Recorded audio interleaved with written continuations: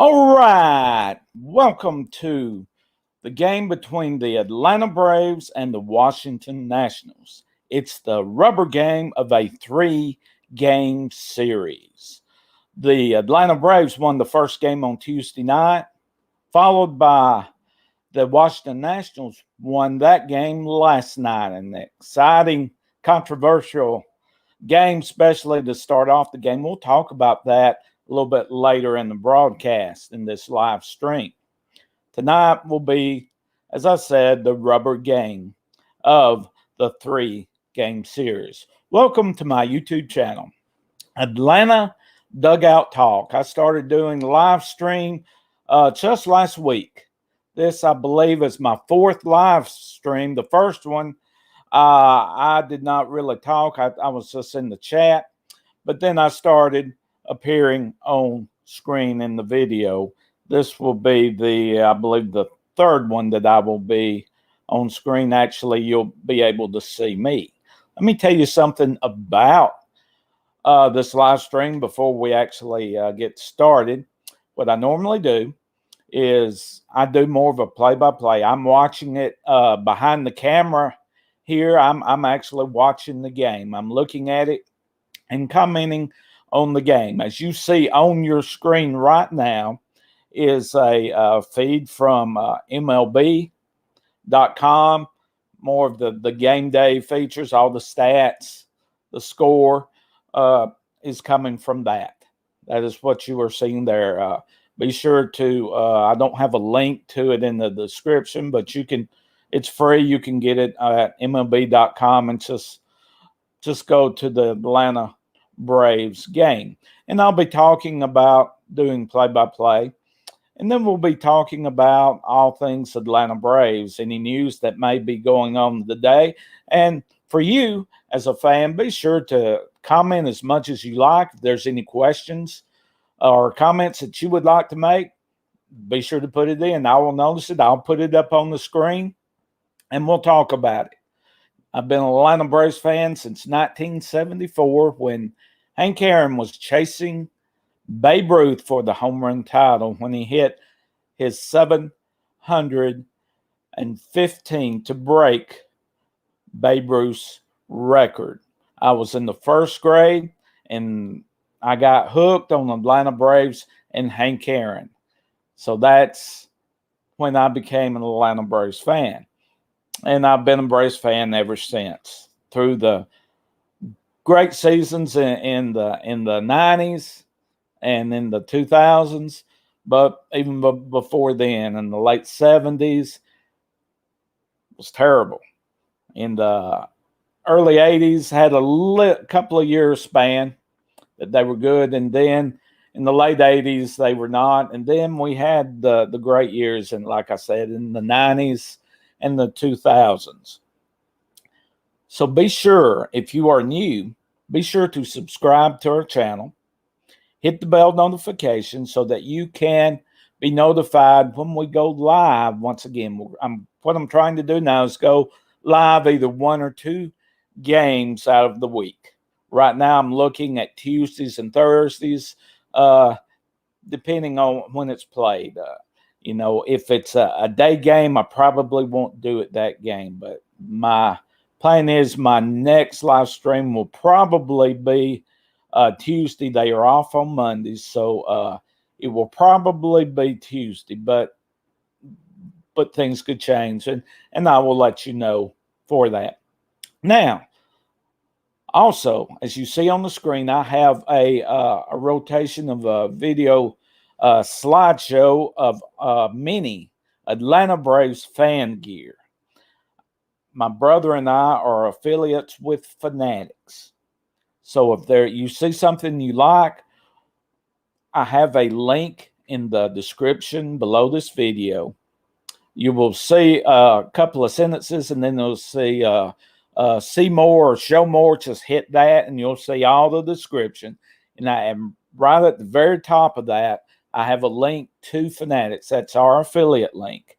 And if you go there, anything you buy on Fanatics, this channel will receive a small commission. There's no extra charge to you. We're just trying to send our Braves fans over to Fanatics, and if they're looking for something and they want to buy it, then we're helping you to get to Fanatics, and they, in turn, help us just a little bit. It's a small, very small commission. And that's how you can help our channel. Now, without further ado, let's get into the starting lineup first for the Washington Nationals. Leading off, the center fielder, Thomas. The shortstop, Escobar. The right fielder, Soto. Batting cleanup, Bell. In left field, Hernandez. The third baseman, Kiboom. The catcher, Ruiz. And the second baseman, Garcia. And the starting pitcher is Eric Fee. And now we're about ready to get started. We will look at the Braves starting lineup at the bottom of the inning. The starting pitcher for the Atlanta Braves is Yaskar. He got really upset and decided to punch on the bench in the dugout and broke his hand. He's finally was able to recover and get back a few weeks ago. And here is the first pitch to the leadoff hitter for the Nationals. It is a strike one. And here's the 0-1 pitch. Swing on an off-speed pitch at 85 miles an hour for strike number 2. Lane Thomas is the leadoff hitter. He is playing center field. He's batting .227 on the year. The next pitch is an 86-mile-an-hour off-speed pitch in the dirt for ball 1. The count is 1 ball and 2 strikes. Glad to see Zach in the house tonight early. Appreciate you coming by. See, Zach says, a lot of people don't remember the 1980s at Atlanta Fulton County Stadium when we had 20 people in the stands. How true, how true. I can remember that back in the late 70s and early 80s. We had a good team in the 82, 83, and ending in 84. 82 and 83 were really great years. But until 82, it was really, really bare. So we have a leadoff walk. We have a runner on first with nobody out. And then Zach also says, a lot of losses, but great memories. How true. I grew up watching, I'm originally from North Alabama. We would go to a few Braves games, but mainly watched it on WTBS in Atlanta, Georgia on cable. And that's another reason we were able to get, it was either TBS or WGN out of Chicago with the Cubs. And here's the pitch. It's a grounder to Austin Riley. He throws on to first for the first out. Runner advances to second base. So we have a runner on second base with 1 out, with the right fielder, Juan Soto, coming up to the plate.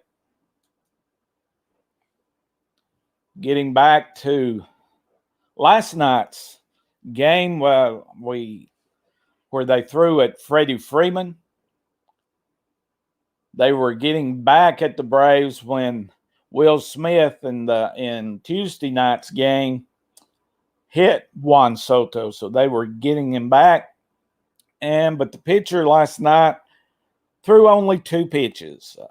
The first pitch basically went behind his head. And after that pitch, Freddie Freeman told the umpire, Lance Barksdale, that's it. They had 1 pitch to hit him. They missed, so that's it. So the next pitch, they hit him in the back, and then the umpire went out, discussed it, and threw the pitcher out of the game. 2 pitches, you're out of the game. Now, Juan Soto has a count of 1 ball and 1 strike with 1 out, and he fouls it off. Kind of looked like it hit the dirt and then come back and looked like his thumb or finger. So he's shaking that off. So after Freeman got hit, he went over to Davey Martinez in the Nationals dugout, who is the manager, and just told him,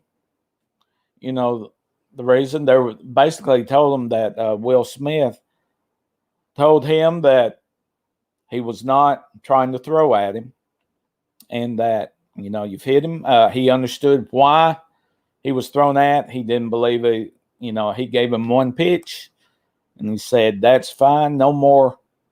So we're even, and let's get on. And no warnings were issued. He later in the inning talked to Soto. Everything was fine. So everything should be back where it needs to be. Then we have 2 balls and 2 strikes on Soto. Lines it off the foot of Noah. Bounces up. They're not able to make a play. So we have runners on first and third. I think Noah, is all right. Everybody's smiling, so it looks like he's all right. I don't think they're going to go out to check on him. So we have runners on first and third.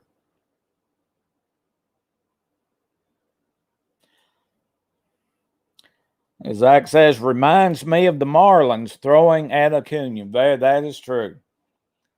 That is true. I think one of the problems we have, the unwritten rules that I think, especially the younger players, they don't know what they are and all that. I think we need to get away from it. Know how to act, and I think if just let the players handle it. When the umpires kind of get involved, that's when problems arise. Now, Josh Bell is up to the plate. Runners on first and third, a count of 0-1. He swings and misses at a 98-mile-an-hour fastball for strike number 2. It's no balls and 2 strikes. Runners on first and third with 1 out. Noah on the year has a record of 4-5 with a 3.19 ERA with 71 strikeouts coming in. Remember, the Braves came in tonight's game with a 2.5-game lead on the Philadelphia Phillies and a 4-game lead on the New York Mets. And the Phillies in the top of the second are leading the Colorado Rockies 1-0. And here's the pitch.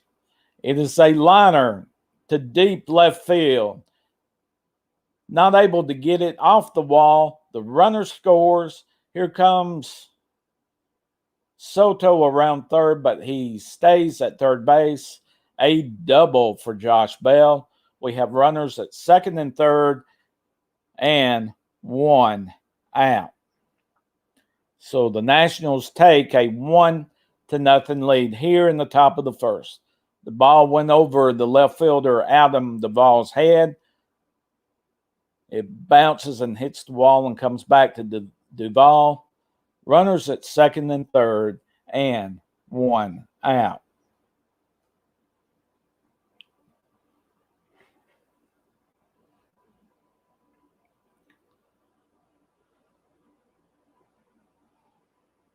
Now up to bat. Hernandez is batting. He grounds it to first baseman Freddie Freeman to record the second out. And Juan Soto comes in from third base to score the second run for the Washington Nationals. 2-0 with 2 outs, runner on third. Now up to the plate, Carter Kieboom. I just love that name. Carter Kieboom. is batting for the Nationals with 2 outs against Noah. Noah has thrown so far 17 pitches.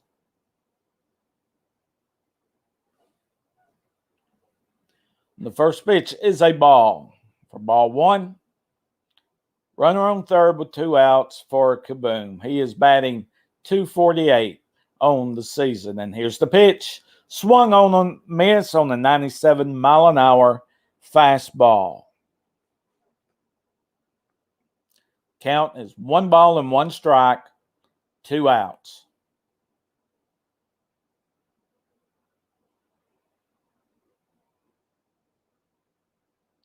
And here is the pitch. It is swung on and fouled off. Kaboom is in the hole at 1 ball and 2 strikes and 2 outs.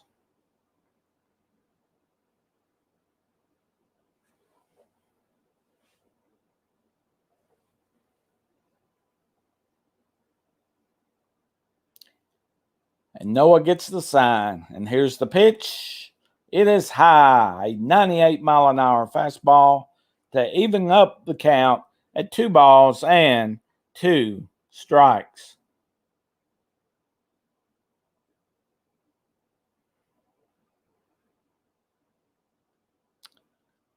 And here is the 2-2 pitch. It is a bouncer to Noah. He fires it over to Freddie Freeman to record the 3rd out of the inning. So the Washington Nationals, 2 runs on 2 hits, no errors, and 1 runner left on base. So at the middle of the first inning, the Washington Nationals lead 2-0. Now let's look at the starting lineup for the Atlanta Braves. Here we go. Leading off at second base, Ozzie Albies. Batting second, the right fielder, Jorge Soler. Batting third, the first baseman, Freddie Freeman. Batting cleanup, the third baseman, Austin Riley. Batting fifth, the left fielder, Adam Duvall. Batting sixth, the center fielder, Jock Peterson. Batting seventh, the shortstop, Dansby Swanson.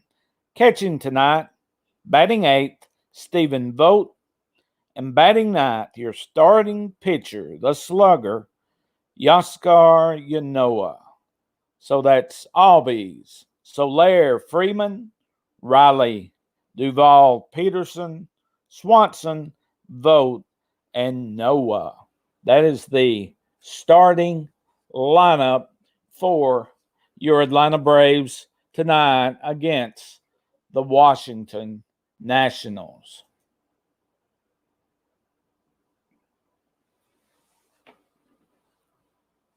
The starting pitcher for the Washington Nationals is Eric Feed. I believe I'm pronouncing it right. 7 career games versus the Braves. His record is 0-4 with a ERA of 11.92.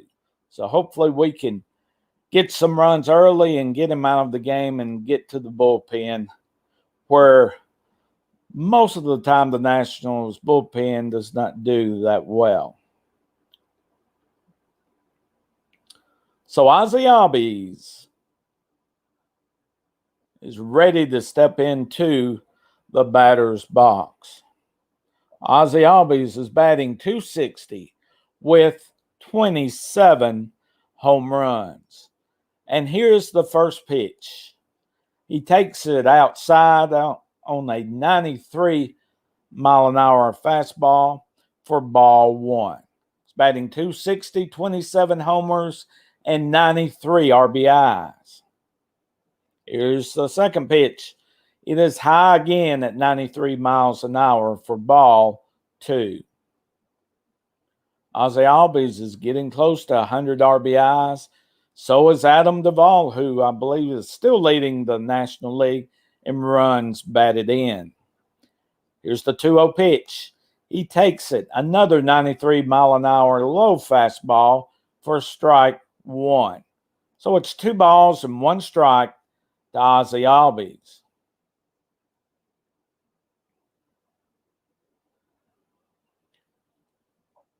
Here's the next pitch, 88 mile an hour swung on and miss on the outside corner to even the count at 2 balls and 2 strikes. Here's the pitch. Off-speed pitch at 79 miles an hour is fouled off into the Braves dugout. The count remains at 2 balls and 2 strikes for the leadoff hitter in the bottom of the first for the Braves. Here's the 2-2 pitch. High on off-speed pitch at 88 miles an hour. So we have a full count. 3 balls and 2 strikes.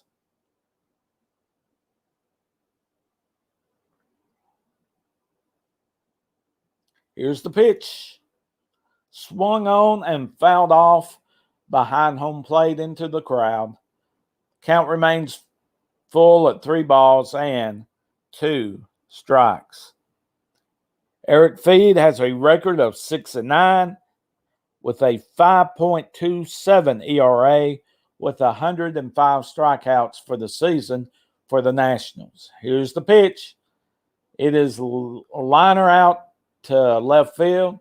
Left fielder Hernandez makes the catch for out number 1 here in the bottom of the first inning.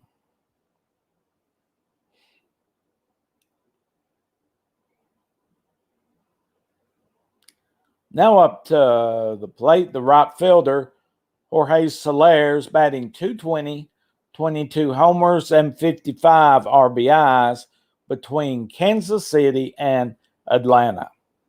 And here's the first pitch. It is a called first strike, a 95 mile an hour fastball on the outside corner for strike number 1. The 0-1 pitch. Off speed again, 80 miles an hour. And it is low for ball 1.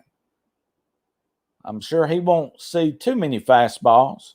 Here's the pitch. Swung on and missed on an 89 mile an hour. It looked like a slider for strike number 2 here in the bottom of the first inning with 1 out. Here's the 1-2 pitch. Did he go after it? And yes, he does.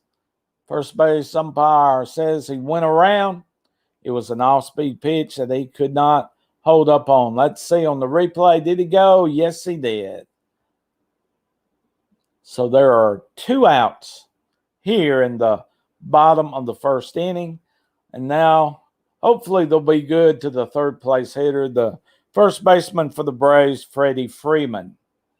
Freeman's .292 with 28 home runs.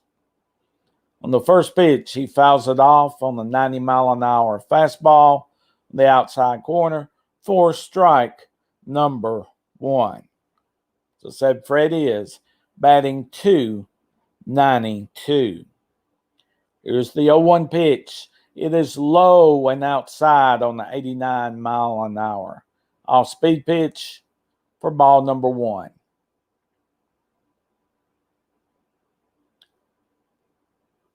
And here is the 1-1 pitch. Feed to Freeman. High on the 95 mile an hour fastball.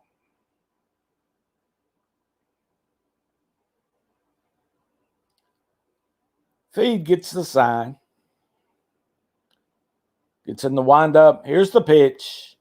And Freddie Freeman on the 90 mile an hour pitch fouls it off. Now the count is 2 balls and 2 strikes, 2 outs to Freddie Freeman here in the bottom of the first inning. And here's the 2-2 pitch. Just a little bit high on the 88 mile an hour off-speed pitch. The count is now full at 3 balls and 2 strikes. David Martinez looks on. Thought maybe Mike could have got strike three on that one, but it was just a little bit high looking at the replay. Feed and the catcher cannot get together on the sign, so Freddie Freeman steps out. Now he gets back in the box, and here's the 3-2 pitch. Swings on and misses. Fouls it off. He stays alive. Fouls it down to the first base coach, Eric Young Sr. Kind of bobbles it just a little bit.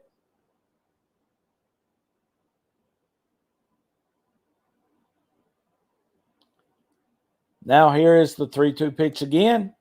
Swings on and misses on a slider at 89 miles an hour for strike number 3. That ends the bottom of the first inning.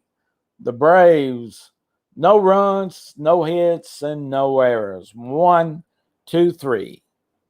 And now, as we go to the top of the second, I'll be right back.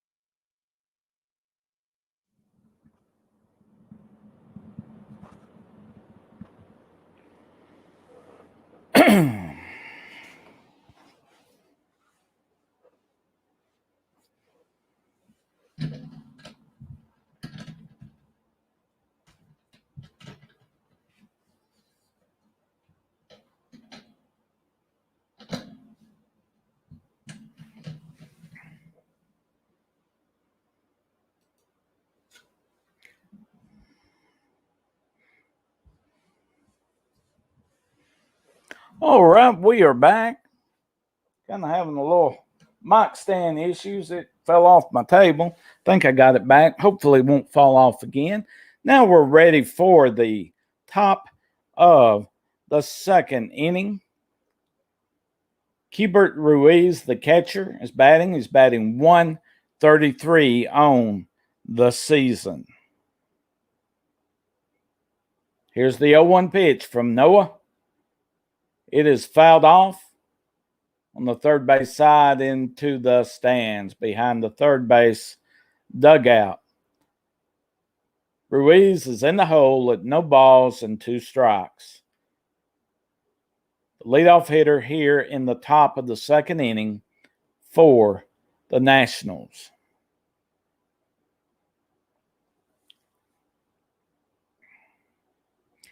And here's the pitch.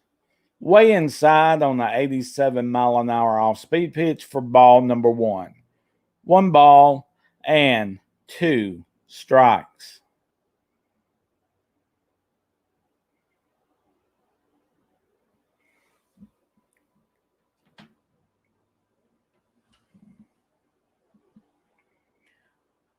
And here's the pitch. It is fouled off again. 87-mile-an-hour pitch. Count remains 1 ball and 2 strikes.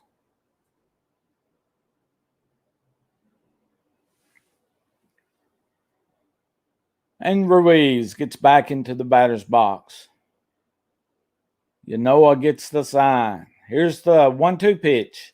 High at 98 miles an hour. The count is even at 2 balls and 2 strikes.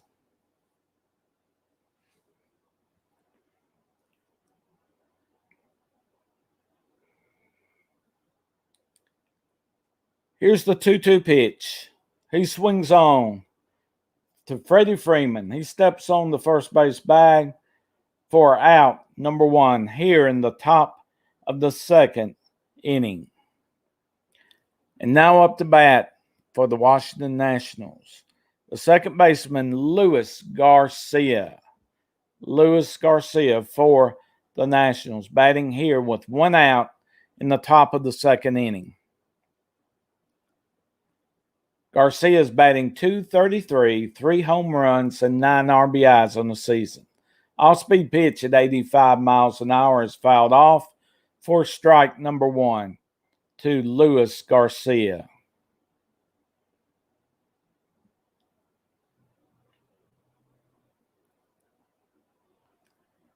Noah gets the sign. And here's the pitch. Off speed again at 83 miles an hour. Garcia lays off to even the count at 1 ball and 1 strike.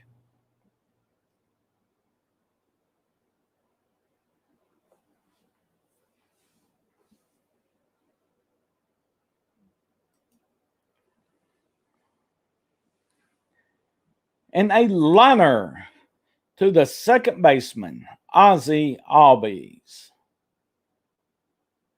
So Garcia lines out to Ozzie Albies, second baseman to the second baseman, for the second out of the inning. And now up, the pitcher, Eric Fee. He takes the first pitch, a 95-mile-an-hour fastball on the outside corner for strike number 1. And here's the 0-1 pitch. He swings on, looked like it might have been a ball, but swung and fouled it off on a 97-mile-an-hour fastball for strike number 2. Let's see if Noah can have a 1-2-3 inning. And here's the 0-2 pitch. Off-speed pitch at 87 miles an hour. The home plate umpire calls it a strike for strike number 3. So Noah has a better second inning. He gets them 1-2-3. So after 1.5, the Nationals lead the Braves 2-0. And I will be right back for the bottom of the second inning.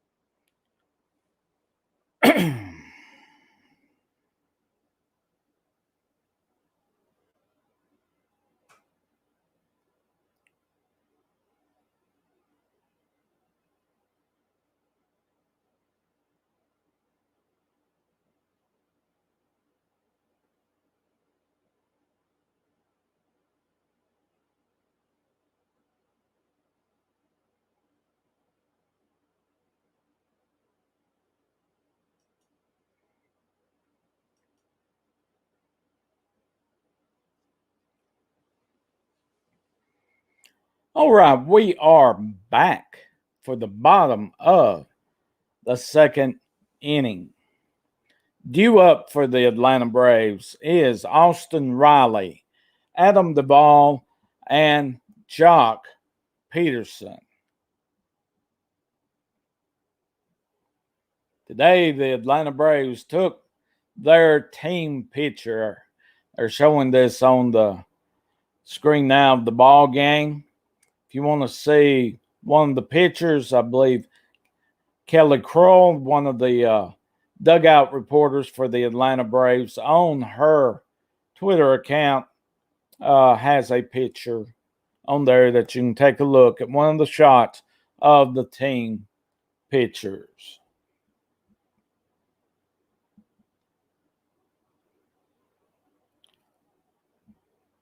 we're now getting ready. The pitcher for the Nationals is finishing up his warm-up pitches. Now the hot hitting third baseman for the Atlanta Braves, Austin Riley, leads off the bottom of the second inning. And here's the first pitch. Off-speed pitch at 79 miles an hour called. Strike number one. It was at the bottom of the strike zone. Austin is batting .301, 29 homers, 87 RBIs, getting close to number 30 in the home runs. The second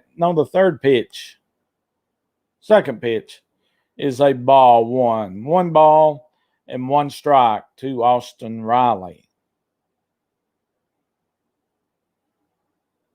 And here is the 1-1 pitch. Fastball on the inside part of the plate, fouled off at 94 miles an hour. Fouls it off into the Atlanta Braves dugout. Almost gets the manager, Brian Snitker, but is able to get out of the way. Here's the 1-2 pitch. It is in the dirt at 80 miles an hour. Off-speed pitch to even the count at 2 balls and 2 strikes. Of course, we have some news that I'll be looking at in just a minute on Marcell Ozuna that happened earlier today. Look at that in just a little bit. And here is the 2-2 pitch. He takes it at 89 mile an hour, a little bit off-speed pitch for strike number 3. Let's see if it was. Yes, it was. Just at the outside corner high, but it was a strike. Good call by the home plate umpire for out number 1. The news on Marcell, this is from David O'Brien, said Ozuna agreed to enter a diversion program that could result in domestic violence charges against him being dropped within 6 months if he meets all requirements of supervised program and could be in as soon as 3 months. MLB investigation is ongoing to determine any suspension. Now up to the plate for the Braves, Adam Duvall takes the first pitch for a ball. The second pitch, he pops up.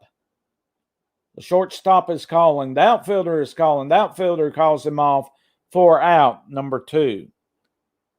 David O'Brien also says Ozuna's attorney, Michael LaScala, said police body cam footage shows that the incident didn't happen as described by the cops. And his lawyer also said it would have been impossible for Fulton County District Attorney to pursue criminal case because of that. He also said Ozuna has been working out in Florida. So that's the news that we have on Marcell Ozuna. Now, whether or not he will be back with the Braves next year remains to be seen. Jock Peterson now up to the plate with 2 outs. The count is no balls and 1 strike.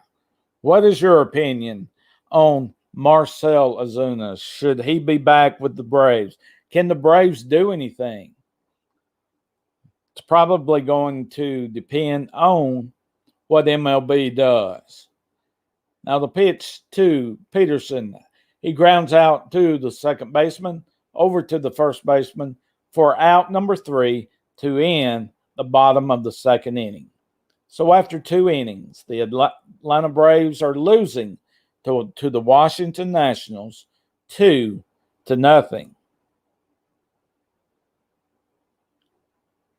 Now, back to Ozuna. Like I said, I'm sure the Braves are waiting to find out if there will be any suspension to Marcell Ozuna. So we'll just have to wait and see.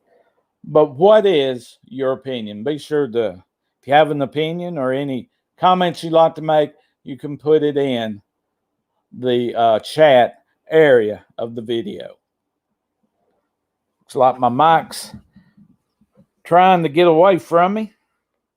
See if I can work on that.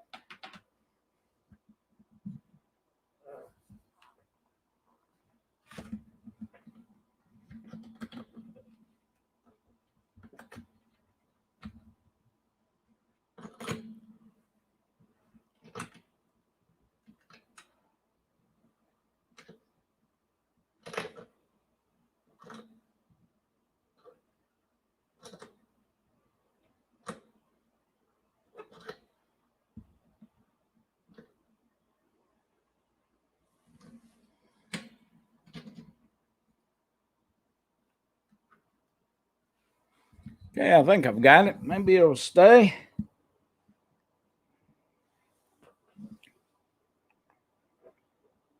So we're going to the top of the third inning in the game between the Atlanta Braves and the Washington Nationals.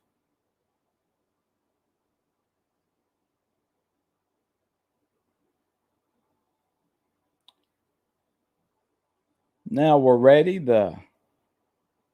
for the top of the third inning. Back to the top of the order for the Nationals, Thomas. He walked his first time up.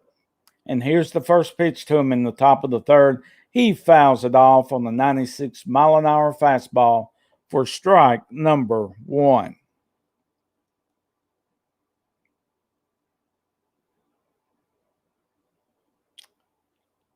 And here's the 0-1 pitch. Way high and a 98-mile-an-hour fastball for ball number 1. 1 ball, 1 strike to Thomas, leading off here in the top of the third inning. Here's the 1-1 pitch. It is low and outside. 85-mile-an-hour off-speed pitch. Count is 2 balls and 1 strike.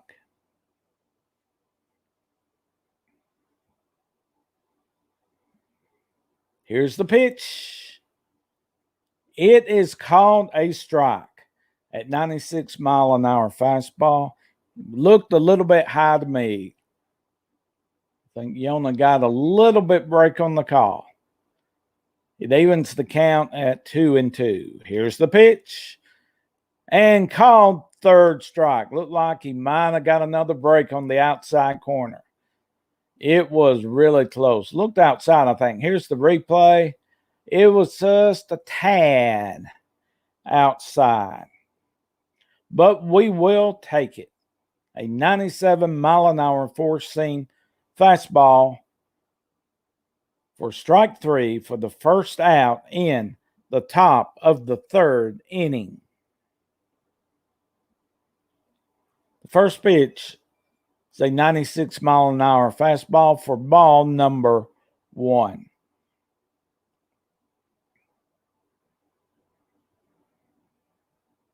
Here's the 1-0 pitch. Swings on and fouls off a 96-mile-an-hour fastball to even the count at 1 ball and 1 strike.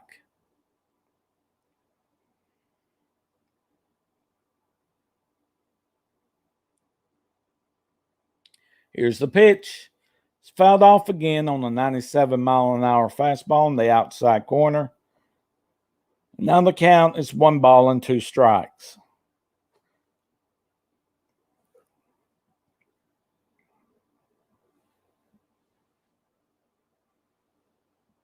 Here's the pitch. Swings on and just barely gets a piece of it. A foul ball rolling down the foul side of the first base line.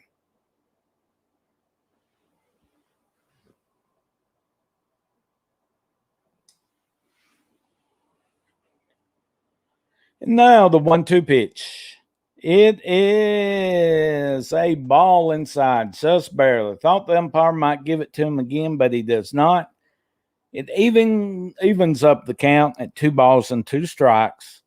1 out to Escobar. He fouls it off at the plate off his foot on the 88-mile-an-hour pitch. The count remains 2-2.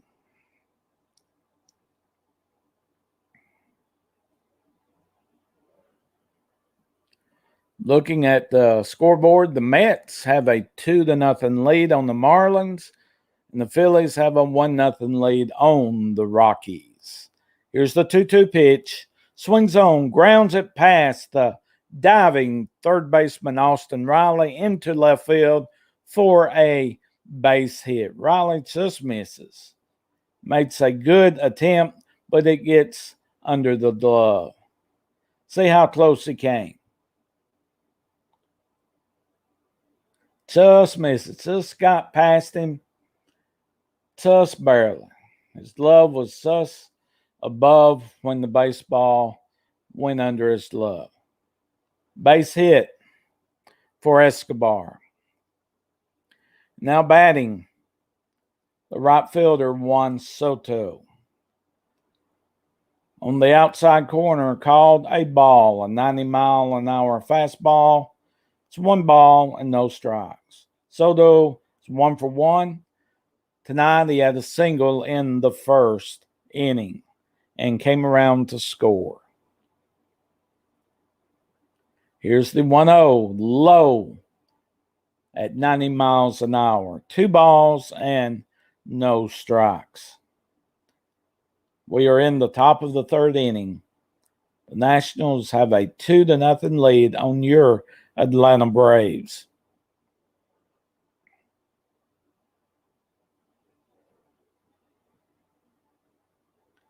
And here is the 2-0 pitch to Soto. Off-speed pitch at 86 miles an hour. It is high. Now the count is 3 balls and no strikes to Soto. Josh Bell is on deck.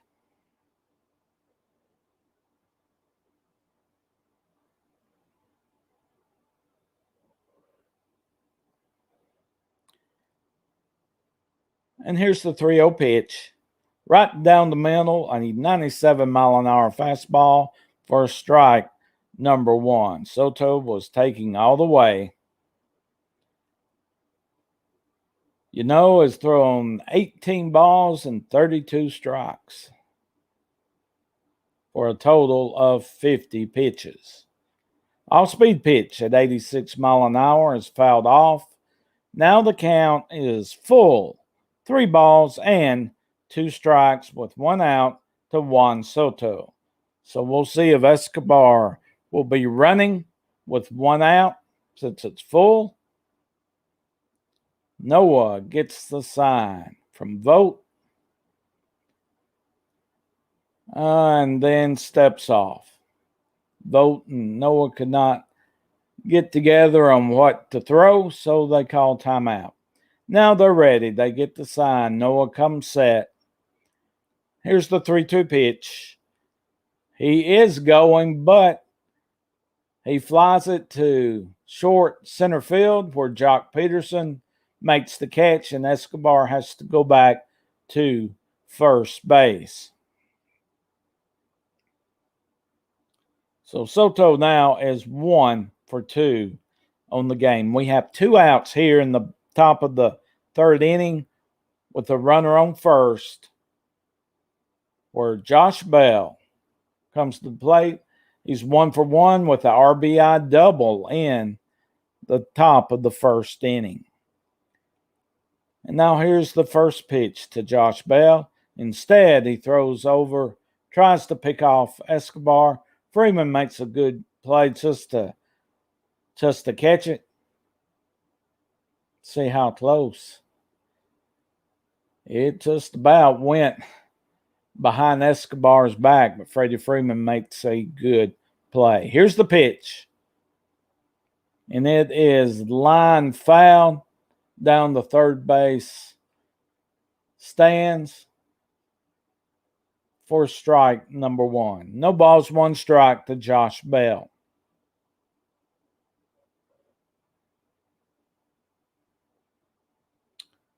Noah gets the sign. And here is the 0-1 pitch. Right down the middle is swung on and missed on a 98-mile-an-hour fastball for strike number 2. Noah already in the third inning, 54 pitches. Doesn't look like he's going to go past the 5th inning. And here's the 0-2 pitch. Another fastball on the inside part of the plate is fouled off down the first base line, foul. So the count remains no balls and 2 strikes on Josh Bell here in the top of the third inning.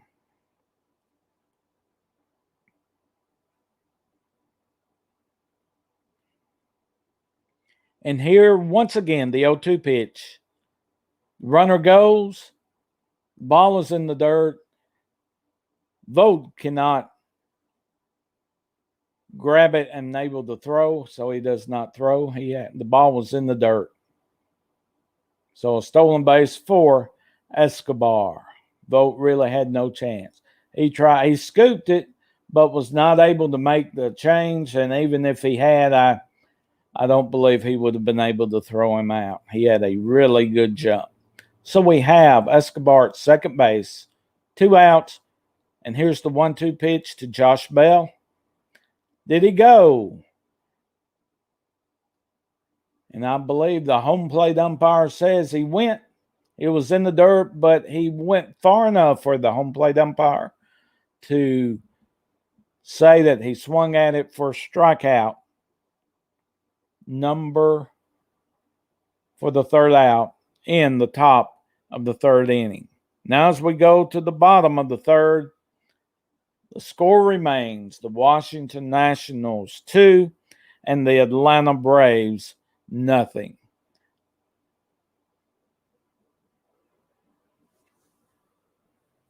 Up next for the Braves in the bottom of the third inning, Dansby Swanson, Stephen Vogt, and Yaskar Yanoa, the pitcher. At Swanson, Vogt, and Yanoa for the Atlanta Braves in the bottom of the third inning.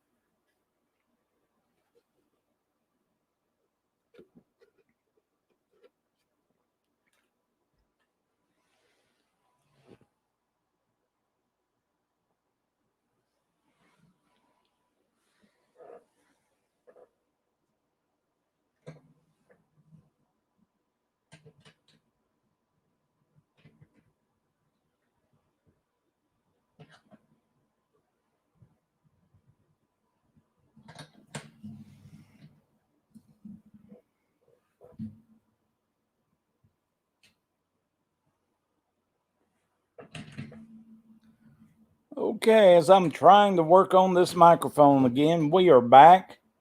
Dansby Swanson will be leading off here in the bottom of the third inning.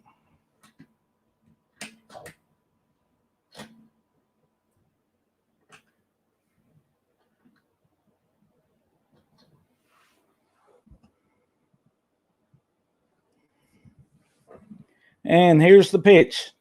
He swings on the misses on the 81-mile-an-hour off-speed pitch for strike number 1.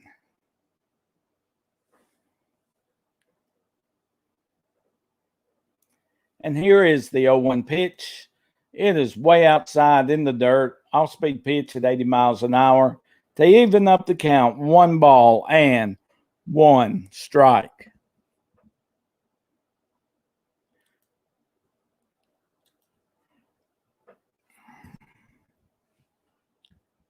And here's the 1-1 pitch. Off speed again. Called a strike. 79-mile-an-hour off-speed pitch. Count now is 1 ball and 2 strikes.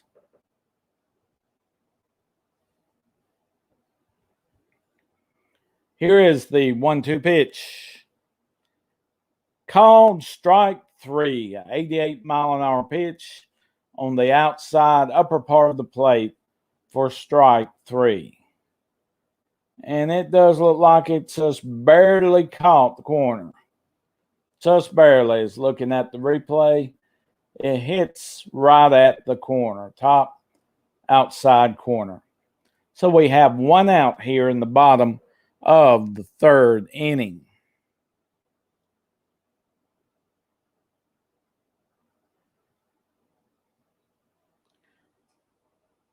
And now Stephen Vogt, the catcher, he's batting 189.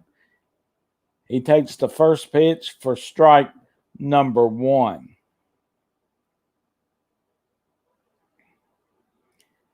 The 0-1 pitch on the outside part of the plate, a ball at 95 miles an hour.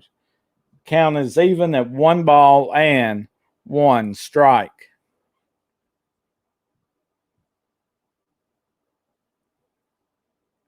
Here's the 1-1 pitch. Is high at 88 miles an hour for ball number 2. Stephen Vogt batting 189 with 5 homers on the year.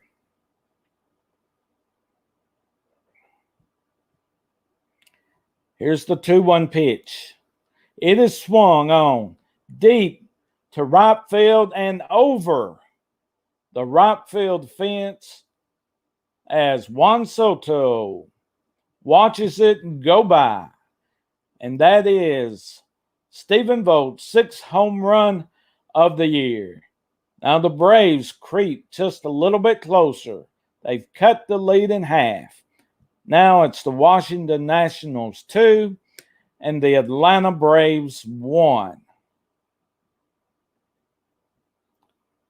As we're here looking at the replay, looks like a hanger, and he gets all of it. Soto looks up and watches it sail over his head. Now the slugger, the pitcher for the Atlanta Braves, Noah, he is batting 280. Between Noah and Max Fried, the Braves have some great hitting pitchers. Well, if Noah had hit that next pitch, it would have been gone too, but he misses. It's no balls and 2 strikes to Noah. We've got 1 out in the bottom of the third inning, and he swings again. It was in the dirt on the 81 mile an hour off-speed pitch, so Noah strikes out. There's 2 outs now in the bottom of the third inning. Yeah, that was just a hanger that just hung there forever for Stephen Vogt, and he puts the barrel of the bat on it and hits a home run right in front of the chop house in right field.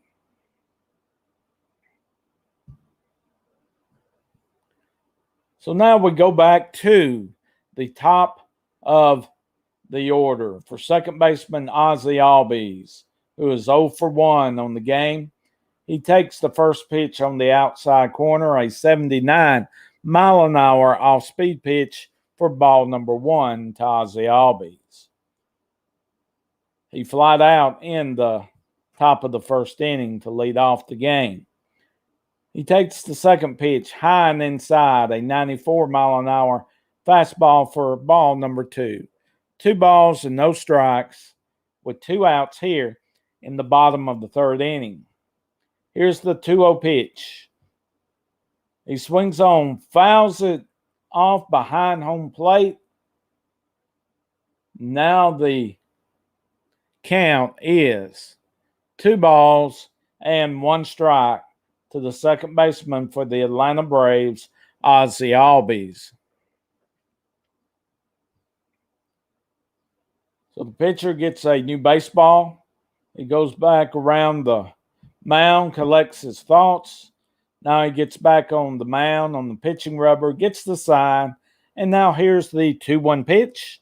It is an off-speed pitch that does not make it back around the plate for ball number 3. We have 3 balls, 1 strike, and 2 outs. Jorge Soler is on deck. And here is the 3-1 pitch to Albies. He swings on, grounds it to the second baseman, over to Josh Bell playing first for out number 3. That ends the bottom of the third inning.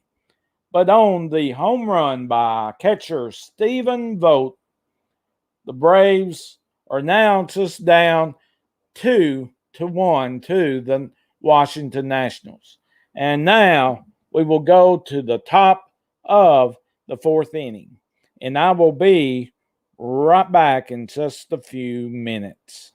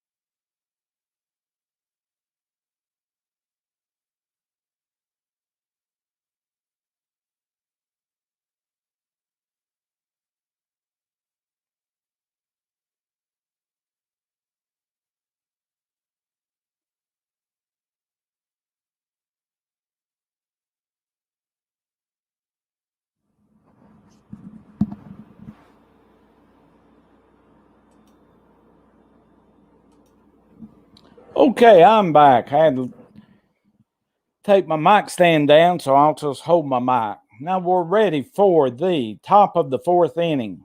The Washington Nationals will have leading off Hernandez. He is 0 for 1 on the evening. The count is 1 ball and 1 strike. And it is on the outside corner, an 85-mile-an-hour off-speed pitch for strike number 2. It is 1 ball and 2 strikes to Hernandez. And here's the pitch. It is fouled off. The count remains 1 ball and 2 strikes to Yadiel Hernandez, the left fielder for the Nationals.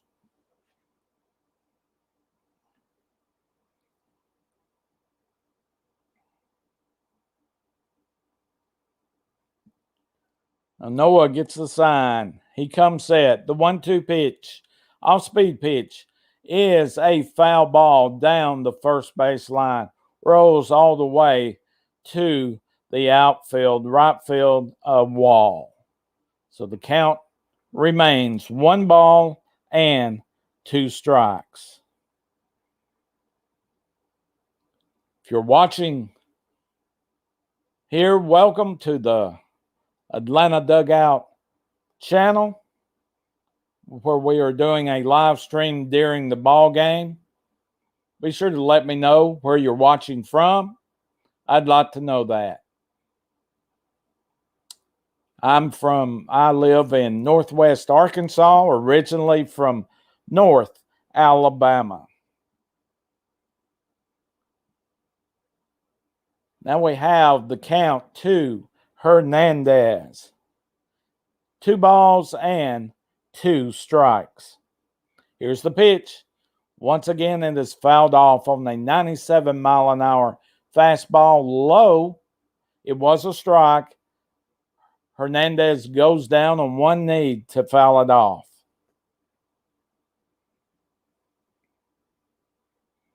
So the count remains 2 balls and 2 strikes. Here's the pitch.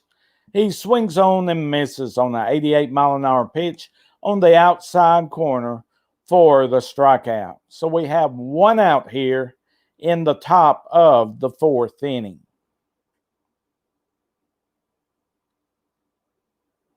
So now up for the Washington Nationals,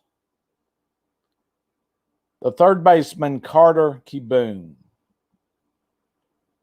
Yanoa has thrown so far 65 pitches. Here's the first pitch. Swung on and missed. It was outside of the strike zone on the outside part of the plate at 84-mile-an-hour pitch. So the count is no balls and one strikes. From Canada, Josh, welcome to the channel.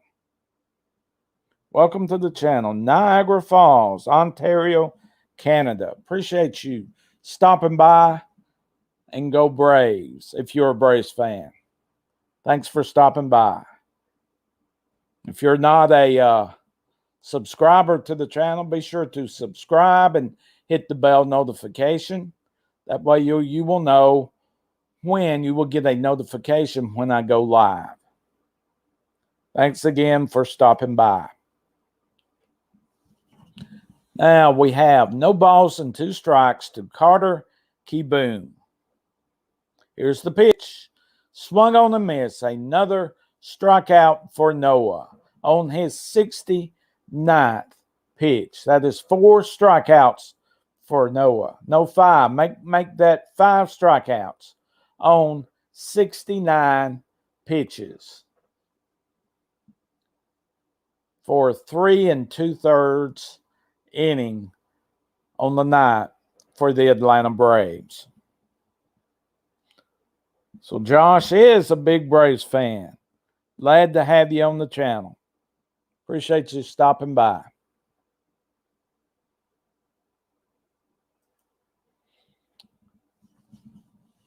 And earlier, I don't know if you were on then, I'm a big Braves fan. I'm 54 going on 55 years old. Been a Braves fan since 1974.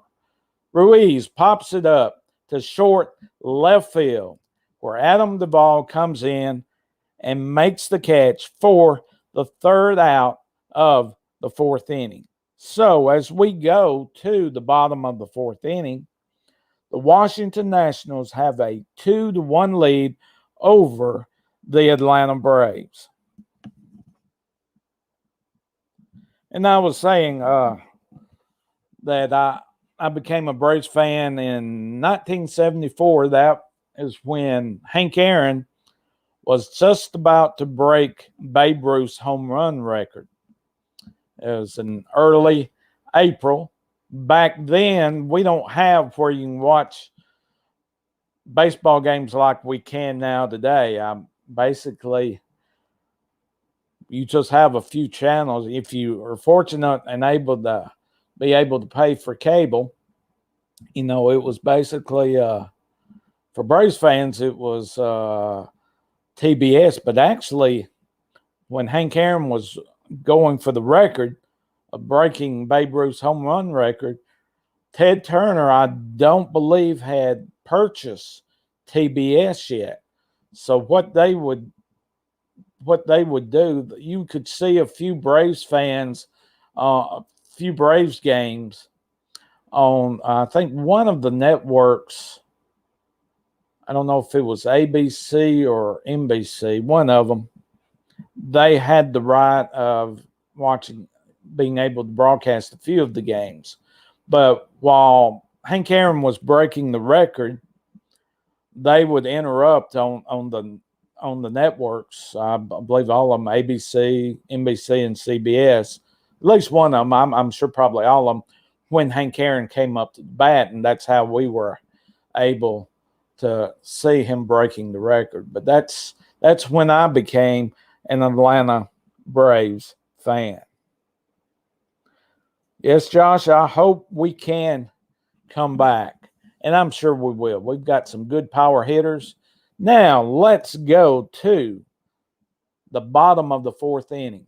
Leading off for the Braves is Jorge Soler. Soler is 0 for 1 on the evening. And here's the first pitch. Outside on the 89-mile-an-hour pitch for ball number 1. The 1-0 pitch, an all-speed pitch again, and 81 miles an hour for ball number 2. They don't want to throw Soler fastballs.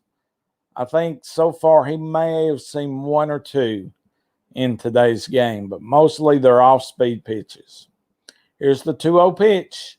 Another off-speed pitch, called a strike on the inside corner. It comes around the plate and catches the corner for strike number 1.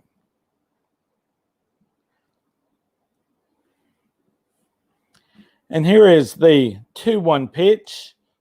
Another off-speed. He drives it to left field, but right at the left fielder, Hernandez, he makes the catch. So we have 1 out here in the bottom of the 4th inning. Eric Feed is thrown so far 48 pitches. We're in the bottom of the 4th inning. Freddie Freeman now batting. He is 0 for 1 with a strikeout in today's game. And here's the pitch. It is low and outside for ball number 1.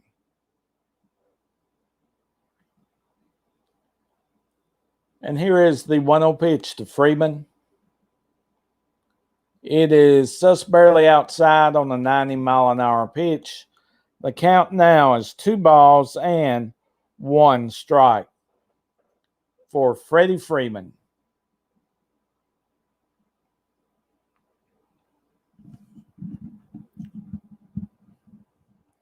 Here's the 2-0 pitch.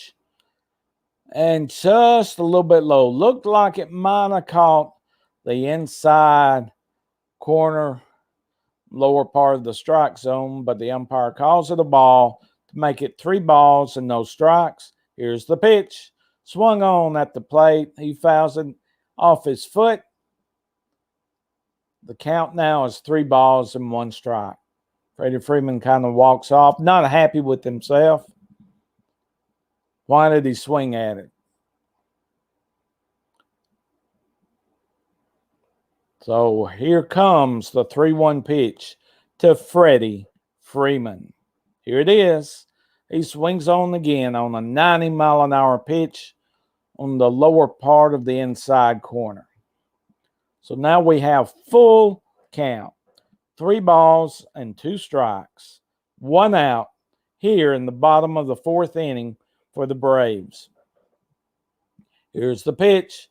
He swings on and fouls it off to stay alive on the 95-mile-an-hour pitch. He was trying to hit the ball to the third base side, but he fouls it off. The count remains full at 3 balls and 2 strikes. Here's the pitch. He swings on and fouls it down the first base line by first baseman coach Eric Young Sr. Freddie Freeman's not happy with a couple of pitches he swung at, but he does stay alive at 3 balls and 2 strikes. Here's the 9th pitch to Freddie Freeman. He swings on and fouls it off again.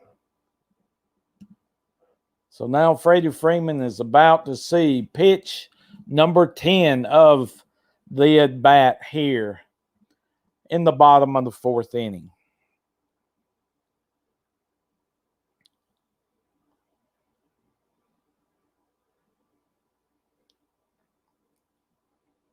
Here is the 3-2 pitch.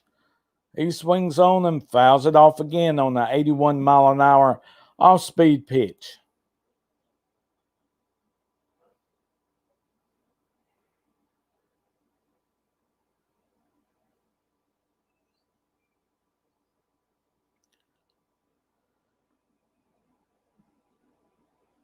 And here's the 3-2 pitch. He swings on, drives it to deep center field, and is off the wall. Freddie Freeman is rounding second, and he goes back to second. Freddie Freeman just missed a home run, just off the wall. He's looking at the replay as we look at it. He hung that one, and he drove it to left center field. The outfielder jumped up trying to catch it on the wall, but misses. It hits the middle part of the wall and bounces back. So Freddie Freeman hits his 21st double for the season. So the Braves have a runner at second and Freeman with one out for the Braves third baseman, Austin Riley. Here's the pitch. Low at 95 miles an hour for ball number one. Riley is 0 for 1 with a strikeout in the second inning.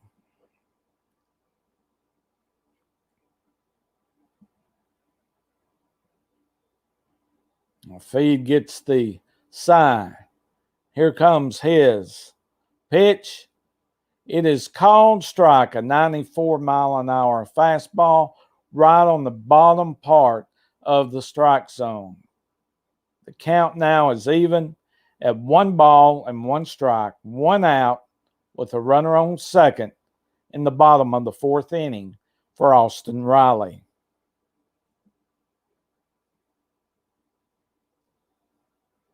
Here's the pitch. He swings at an awful pitch on the outside, just about in the dirt, 82-mile-an-hour off-speed pitch for strike number 2. The count is 1 ball and 2 strikes.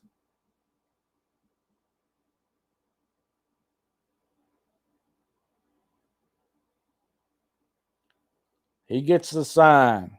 Here's the 1-2 pitch. He swings on and just barely gets a piece of it, fouls it off at home plate to hang in the count at 1 ball and 2 strikes.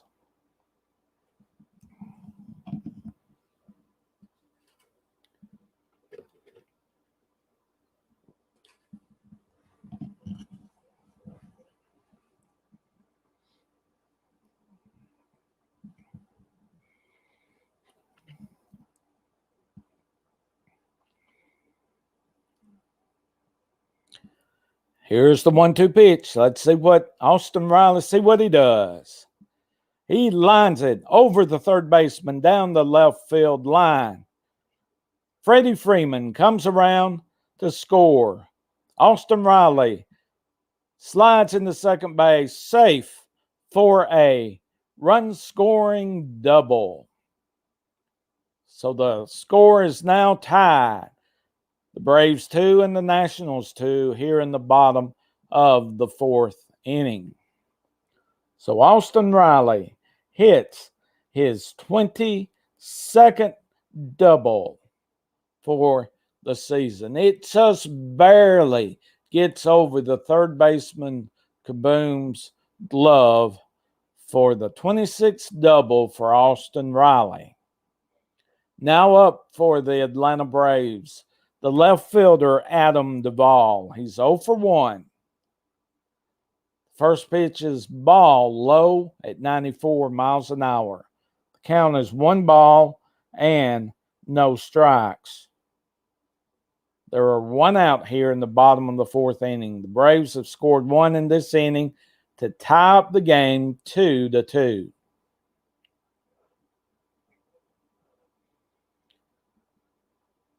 And here is the pitch. It is called a strike. It was a strike. It was on the lower part of the strike zone. The count now is 1 ball and 1 strike. Let's see if Adam Duvall, he's normally a great RBI producer with runners in scoring position. He takes the ball and he grounds out to shortstop, throws over the first for the second out of the inning here in the bottom of the fourth. Freddie Freeman is not able to advance. He stays at second. So now we have the center fielder for the Braves, Jock Peterson, up to the plate. He's 0 for 1 with a ground out in the second inning. He's batting .231 with 16 homers on the season. Eric Feed, pitch count is up to 66 pitches for the game. And here is the first pitch. It is outside on the 80-mile-an-hour pitch. They appeal down to third base, and the umpire says he did not swing. So the count is 1 ball, no strikes to Jock Peterson here in the bottom of the fourth inning.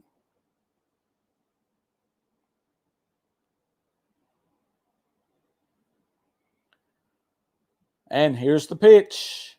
An off-speed pitch, called strike on the lower part of the outside corner. It was a strike.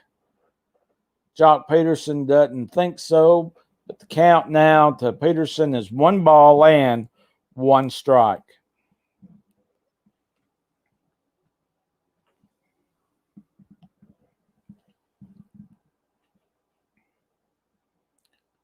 And here is the 1-1 pitch to Peterson.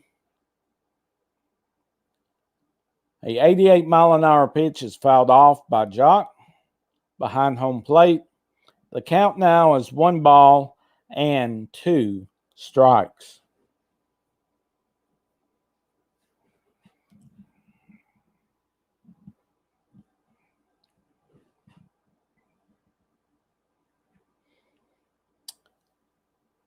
Now, Feed gets the sign from the catcher, Ruiz. He comes set. Here's the 1-2 pitch.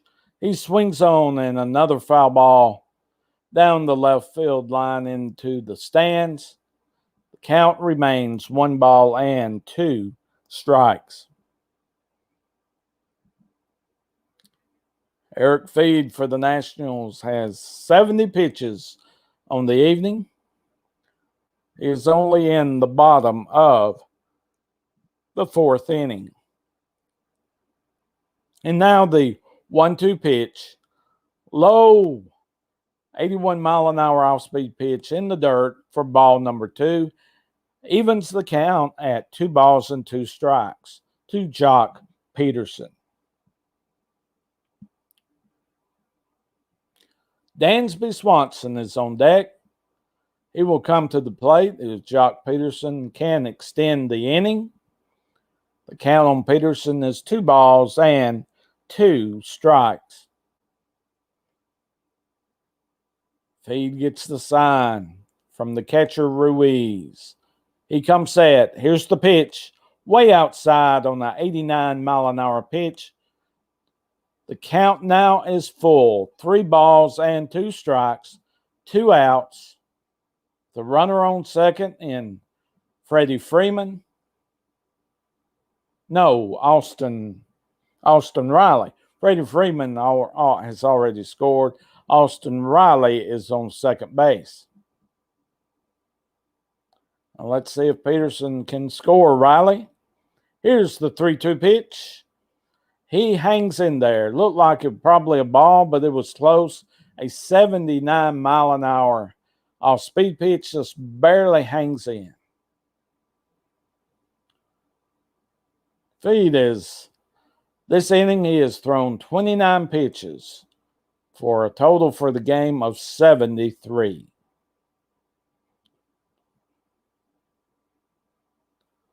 So now Feed once again is going to be throwing a 3-2 pitch. And here it is. It is outside, but Peterson swings and misses on a 73-mile-an-hour pitch that ends the bottom of the fourth inning. The Braves have come back to tie the game. It's all tied. Nationals on 2 runs, 3 hits, and no errors.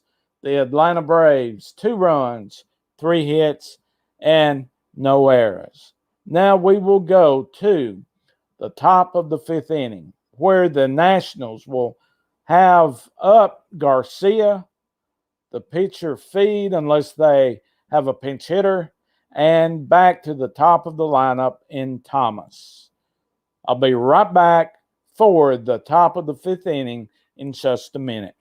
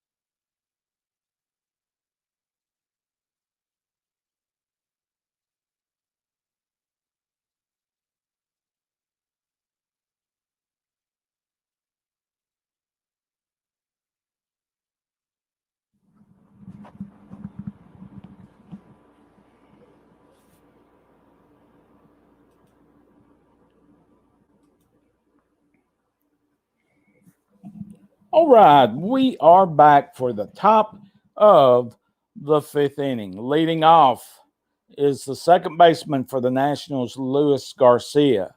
He takes the first pitch and fouls it off on the 87-mile-an-hour pitch. The count now is no balls and 2 strikes here in the top of the fifth inning. Garcia is leading off. He is 0 for 1 on the night. Here's the pitch. It is called. Third strike on the 84-mile-an-hour pitch. Garcia does not like it, says a few words, shakes his head, and goes back to the dugout. Yes, it looked like it just barely caught the lower part of the strike zone on the inside part for strike number 3. So that is Oscar Yanoa's 6th strikeout on the night. And now here is the first pitch to the pitcher, Eric Feed. He does stay in the ball game. So the count to him is 1 ball and no strikes. Takes the second pitch down the middle on a 93-mile-an-hour fastball for strike number 1 to even the count at 1 ball and 1 strike. It's the 1-1 pitch on the outside corner, 93 miles an hour for strike number 2.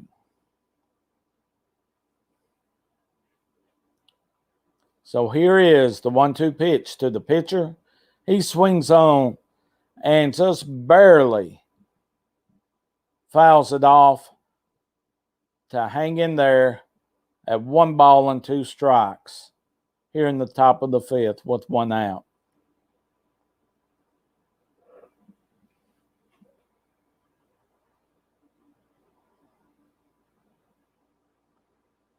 And here's the 1-2 pitch. It is low, just barely on the 94-mile-an-hour fastball. Just missed. It evens up the count at 2 balls and 2 strikes for the pitcher for the Nationals, Eric Feed. Here's the 2-2 pitch.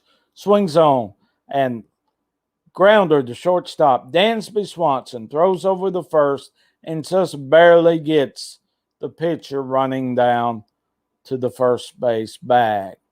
So we have 2 outs here in the top of the fifth inning, where the Braves and Nationals are tied at 2. Now up for the Washington Nationals, the leadoff hitter, Lane Thomas, the center fielder. He's 0 for 1. He walked in the first and scored a run.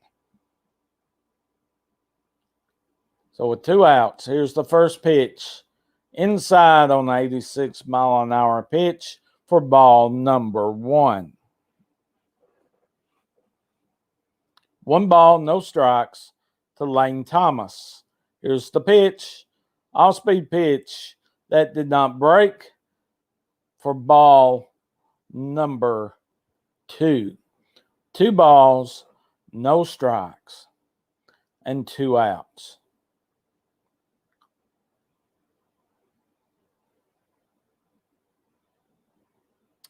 And here's the pitch. It is outside on the 92-mile-an-hour pitch for ball number 3. It is 3 balls and no strikes with 2 outs to the center fielder, Lane Thomas.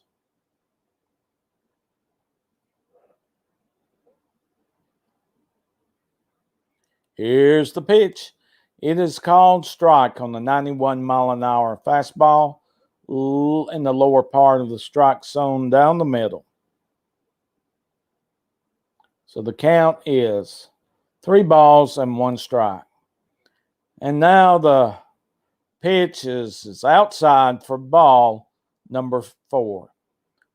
So Noah gives up a walk to Lane Thomas. We have runners at first base with 2 outs. For Escobar will come up to the plate.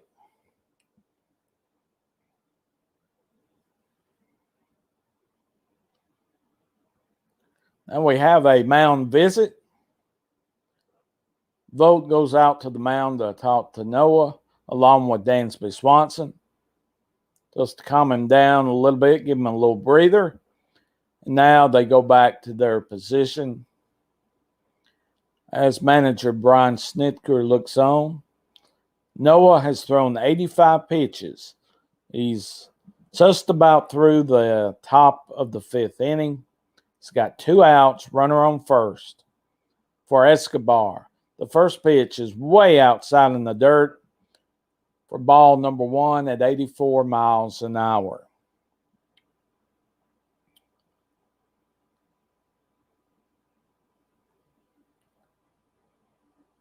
So Noah gets the sign. He comes set. He throws over to first base for a pickoff attempt. Is unsuccessful. He gets back easily. Now the count is 1 ball and no strikes. And here's the pitch.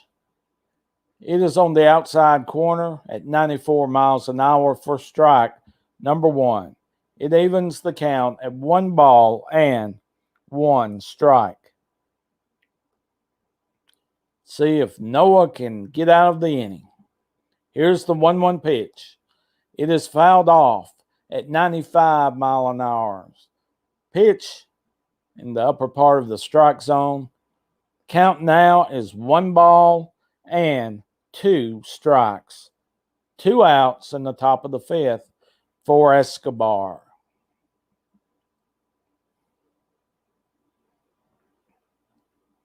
Now Noah is just about to throw his 89th pitch of the game. Here it is. And it is a swinging strike for a strikeout for out number 3 to end the top of the 5th inning. And that was Noah's 7th strikeout for the game. Now as we go to the bottom of the 5th inning, the Braves and the Washington Nationals are still tied at 2. So up next in the bottom of the 5th inning, the Braves will have Dansby Swanson, Stephen Vogt, and the pitcher, Yaskar Yanoa, that will be batting. Those are the first 3 batters for the Atlanta Braves in the bottom of the 5th inning. We will see if they will pinch hit for Noah or if they will let him throw another inning for the Atlanta Braves.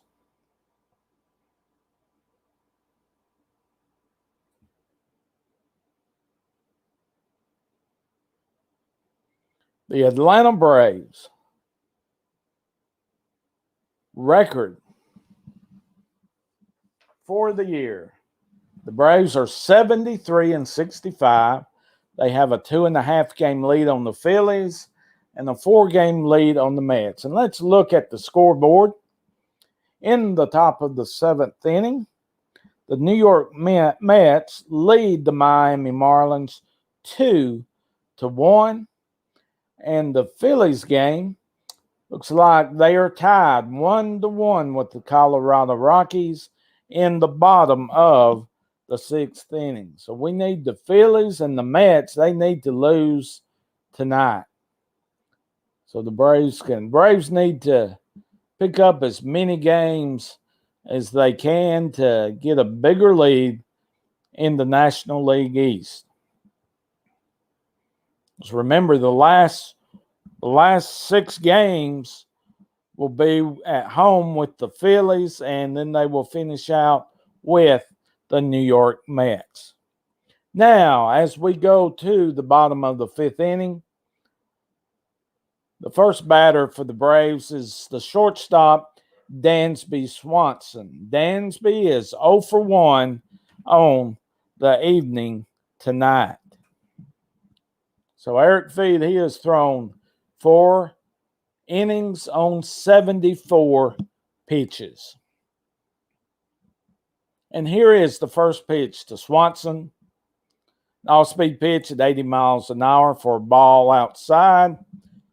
1 ball, no strikes for Dansby Swanson, leading off the bottom of the 5th inning. Here's the 1-0 pitch. On the outside part of the plate, it is ball on the 94-mile-an-hour pitch. The count is 2 balls and no strikes. The Atlanta Braves have someone warming up in the bullpen. Noah goes down the steps into the clubhouse. So it kind of looks like that they may be pinch hitting for Noah. But we'll wait and see. Next pitch to Swanson. He fouls it off on the 87-mile-an-hour pitch. Count now is 2 balls and 1 strike. Here's the pitch. On the off-speed pitch again, 81 miles an hour, swings over and misses to even the count at 2 balls and 2 strikes. The catcher, Stephen Vogt, is swinging on deck. He will be the next batter after Swanson. Here's the 2-2 pitch. Swings on and misses on a 94-mile-an-hour fastball for the strikeout. For out number 1 here in the bottom of the 5th inning. Dansby Swanson strikes out swinging for the first out. And now batting for the Atlanta Braves, the catcher, Stephen Vogt, who homered his last time out. A solo home run in the 3rd inning. Now with 1 out, here's the first pitch. And off speed at 79 miles an hour for ball 1. 1 ball, no strikes with 1 out.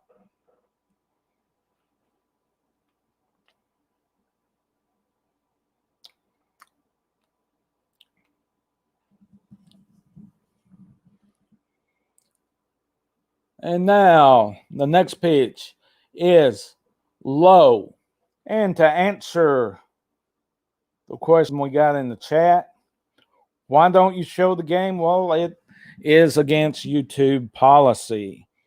If I were to show it, the copyright, I would get a strike, and my channel could and probably would be taken down if I did not take the video down. So just abiding by YouTube and MLB policies. I hope that answers your question. Now the count to Stephen Vogt. The count is 2 balls and 2 strikes.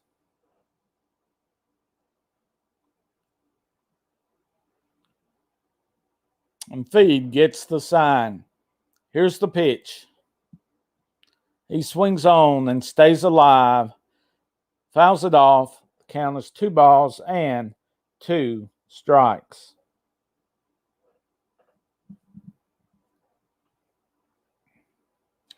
Vogt's home run last time, the exit velocity was 97.8 miles per hour off his bat. Now here's the 2-2 pitch to Vogt. He fouls it off. He stays alive. Count remains 2 balls and 2 strikes.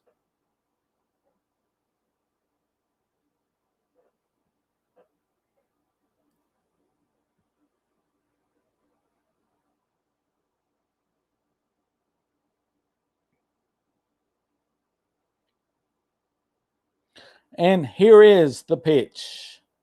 Way outside, 80 miles an hour pitch.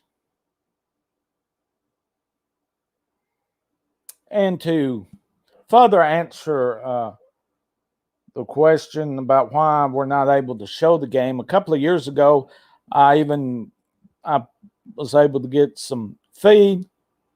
Well, I'll tell you that in a minute. A line drive, home run once again for the catcher for the Atlanta Braves, Stephen Vogt, over the center field wall. There was no doubt about it. The Braves take the lead on the home run by Stephen Vogt. Braves lead 3-2 here in the bottom of the 5th inning. 2 home runs for the catcher. 3-2. The Atlanta Braves take the lead.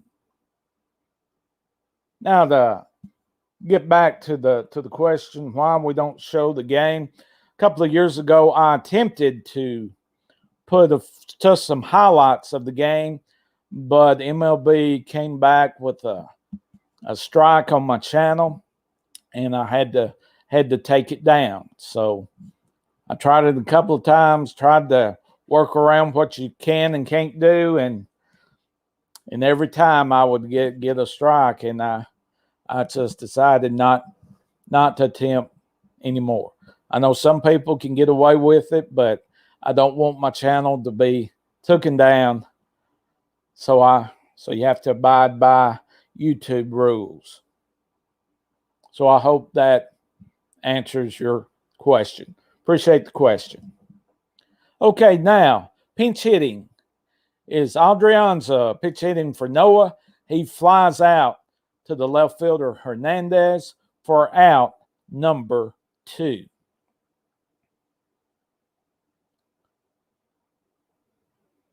So we have 2 outs here in the bottom of the 5th inning.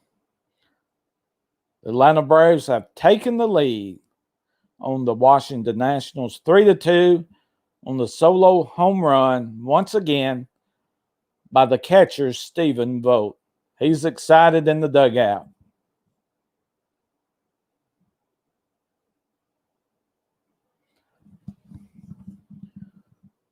Ozzie Albies, the pitcher, picks it up, throws it to first for the 3rd out. Thank you, Zach, for your comment. Keep up the great content. Braves leading is sweet. It sure is, Zach. Appreciate the comment. Now, as we go to the top of the 6th inning, the Braves lead 3-2. I'll be right back for the top of the 6th inning in just a few minutes.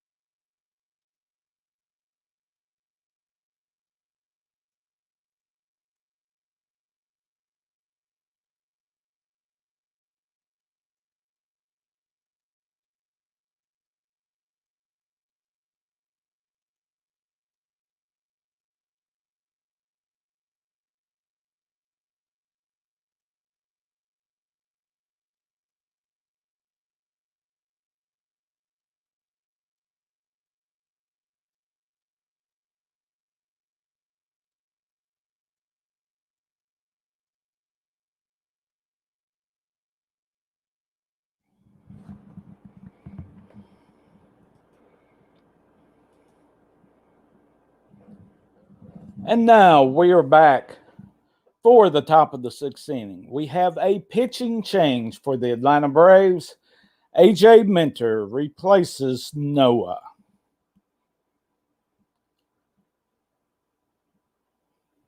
AJ Minter has been in 52 ball games this year for the Atlanta Braves.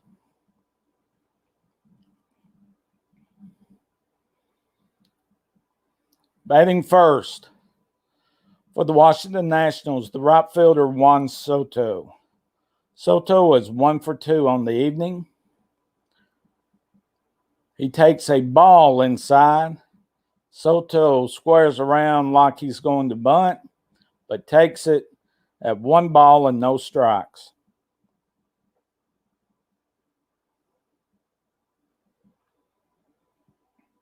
Now Minter looks in for the sign. Comes set. Here's the pitch. This is low and outside on a 95-mile-an-hour pitch for ball number 2 here in the top of the sixth inning. Braves are leading 3-2 on 2 home runs by the catcher for the Braves, Stephen Vogt. And here is the 2-0 pitch to Soto.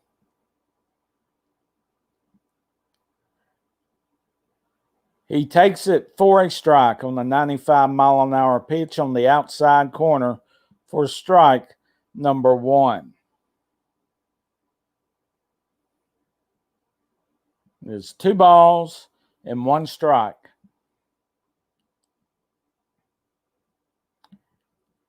And here is the pitch from Minter to Soto. It is way inside on the 89-mile-an-hour off-speed pitch for ball number 3. Warming up in the bullpen is Jesse Chavez. Jesse Chavez is warming up in the Atlanta Braves bullpen. And here is the 3-1 pitch to Soto. It is called a strike. Strike number 2 on the inside corner at 88 miles an hour. Looks like Minter got a break because it was just a little bit inside. Soto is showing his displeasure with the call with the home plate umpire. So the count now is full at 3 balls and 2 strikes. And here's the pitch. Swings on and just barely fouls it off. An 88-mile-an-hour pitch where the count remains full at 3 balls and 2 strikes. No one out here in the top of the sixth inning. On deck for the Nationals is the first baseman, Josh Bell.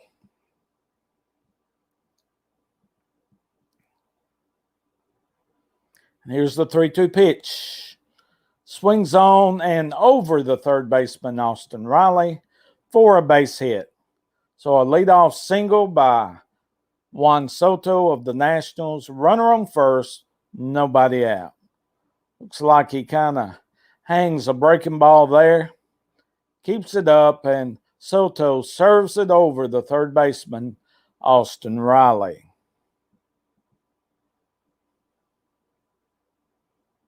So now with Soto on first base, Josh Bell turns around and bats right-handed now. He's a switch hitter. And here's the first pitch. It is a called strike right down the middle at 96 miles an hour for strike number 1. Josh Bell is 1 for 2 with a RBI double in the first inning. Shift is on. Always is behind the second base. A lot of room where the second baseman should normally be playing. So the next pitch is an 88-mile-an-hour pitch for a ball. Evens the count at 1 ball and 1 strike. Nobody out here in the top of the sixth with Soto on first base. And here's the pitch. It gets away from the catcher. Runner Soto goes to second on a wild pitch from A.J. Minter on his 10th pitch. Let's see. Well, really, no, I'll take that back. It did not hit the dirt. Looks like he might have been crossed up, and I'm sure it probably will be a pass ball instead of a wild pitch because it hit off the glove. But the way he tried to catch the ball, it looked like he might have been crossed up. So the count is 2-1. 2 balls, 1 strike. Here's the pitch. Looked like it was a strike, but the umpire called it a ball. It was on the bottom part of the outside corner, but called a ball. Count is 3 balls and 1 strike. Nobody out. Juan Soto, the runner at second base. And here's the 3-1 pitch. It is swung on and fouled off. Now the count is full at 3 balls and 2 strikes to Josh Bell.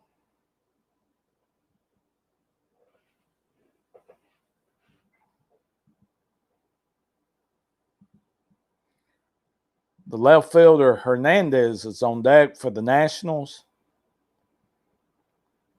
A.J. Minter gets the sign. He comes set.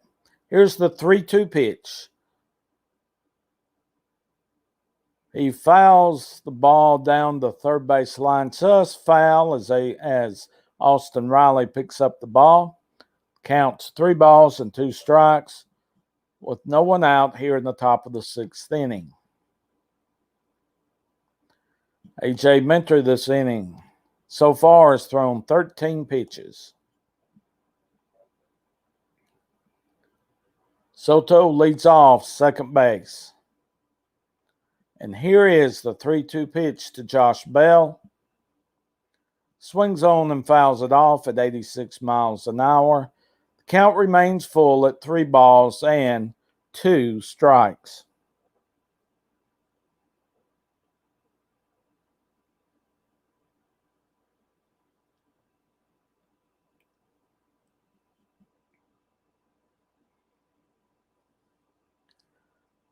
And now the 3-2 pitch.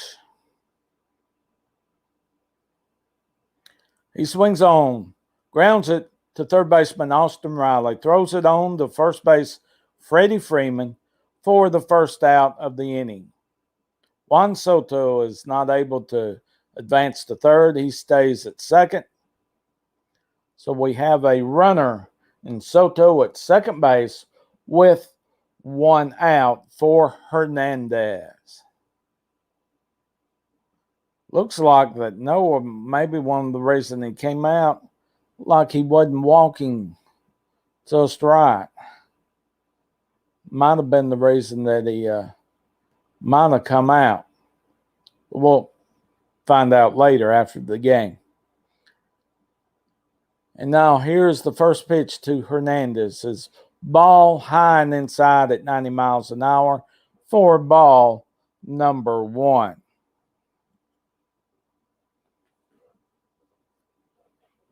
Hernandez is 0 for 2 in the game with an RBI.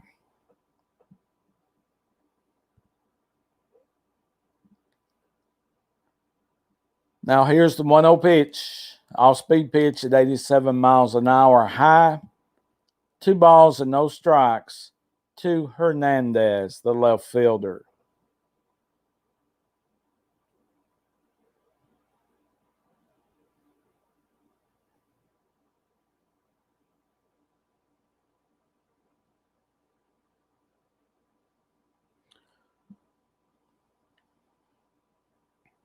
And here is the 2-0 pitch.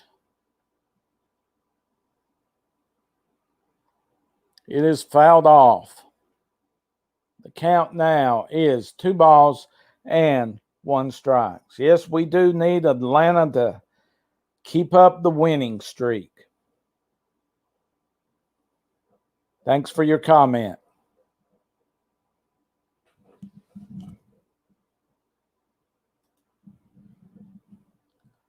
So now here is the 2-1 pitch to Hernandez. Here's the pitch. Swing on and misses it. And ball in the dirt at 87 miles an hour. The count now is 2 balls and 2 strikes to Hernandez. So we need the Braves to hopefully win this series. Then the next series that we will have will be, I believe, the Miami Marlins will be coming in.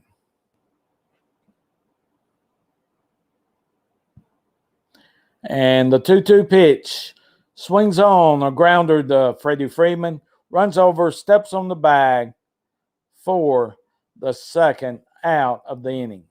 Advancing to third base is Juan Soto, and now the manager for the Atlanta Braves, Brian Snitker, comes to the mound, points to the bullpen, and he is going to make a pitching change.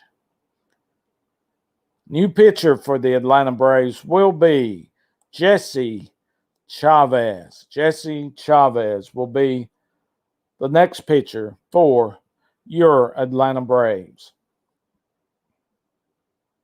A.J. Minter goes 2/3 of an inning with no strikeouts. Carter Kieboom will be facing Jesse Chavez as soon as Chavez finishes his warm-up pitches.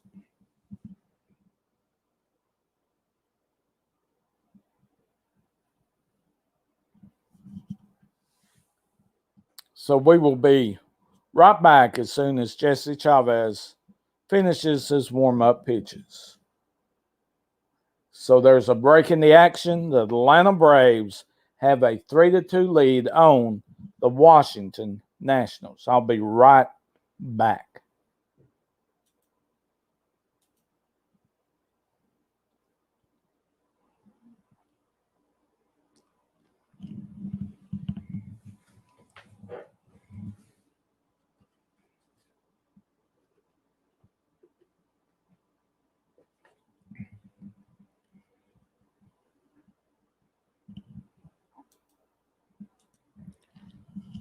All right, Jesse Chavez comes in.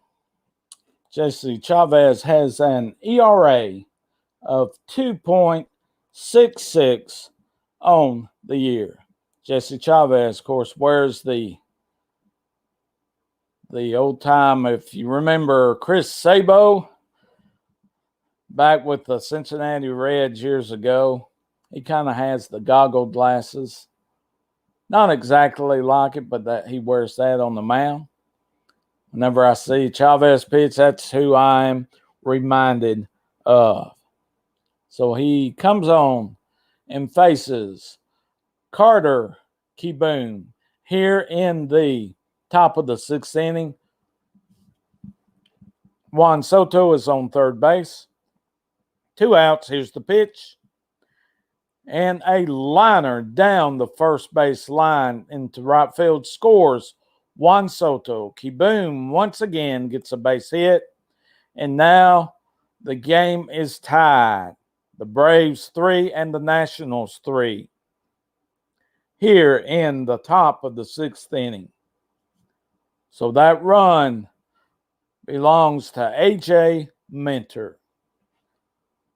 So Noah will get a no decision. That is too bad. He left with the lead, but now Minter comes in and Chavez gives up the base hit to tie up the game.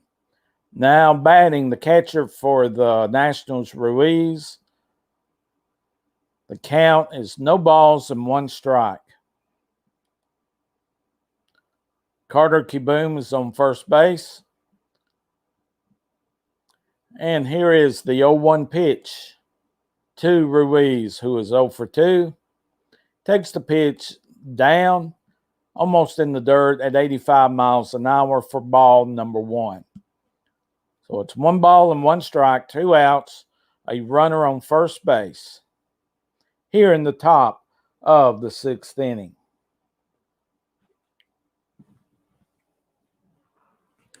And a grounder to the shortstop, Dansby Swanson, playing where just by the second base bag, throws on the first for the third out of the inning. But the Washington Nationals have come back to tie up the ball game 3-3. Nationals 3 runs, 5 hits, and no errors. The Braves 3 runs, 4 hits, and no errors. We are going to the bottom of the 6th inning, where the Braves will have up Jorge Soler, Freddie Freeman, and Austin Riley in the bottom of the 6th inning. So hopefully the Braves can put together some runs in the bottom of the 6th inning. We will be right back. We're going to take a break and come back for the bottom of the 6th inning.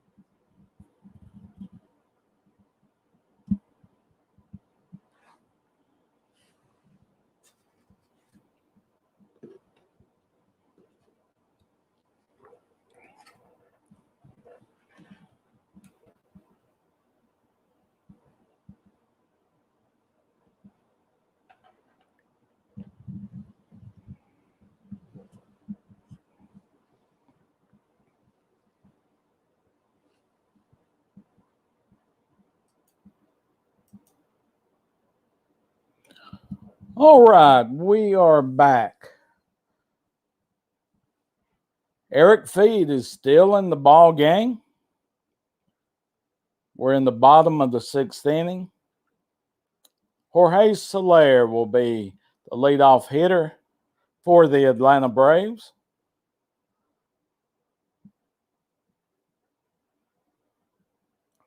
Let's see if he can give the Braves the lead. And here's the pitch. It is gone. Way over the center fielder head into center field for a go-ahead solo home run by Jorge Soler. That is his 23rd home run of the year. Remember, Soler started off with the Kansas City Royals, came over at the trade deadline to the Atlanta Braves. So we have had 3, I believe, solo home runs in the game. 2 by Vogt and now 1 by Soler. Soler is being congratulated all through the dugout. And now, first baseman Freddie Freeman batting. He swings on an off-speed pitch at 78 miles an hour for strike number 1. So the Braves take the lead 4-3. Hits are even at 5. Freddie Freeman fouls off 1 into the third base dugout. Count now is no balls and 2 strikes. Jorge Soler just watches that one as it goes out into the outfield, over the outfield wall. We have no balls and 2 strikes to Freddie Freeman. Freeman is 1 for 2 on the evening. Pitch count is at 94. Here's the pitch. Freddie Freeman stays alive as he fouls off a 95-mile-an-hour fastball.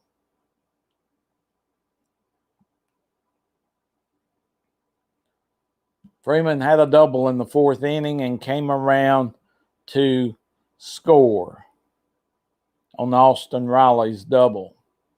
Freddie Freeman takes the 1-2 pitch on the outside for ball number 1. Feed is at 97 pitches, 33 balls, and 64 strikes. Here's the 1-2 pitch to Freeman.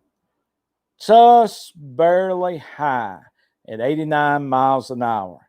Just high enough to be called a ball. Austin Riley is on deck for the Braves. And here is the 2-2 pitch. He swings on, grounds it to the first baseman, Josh Bell, who feeds it to the pitcher, feed covering first base for the out.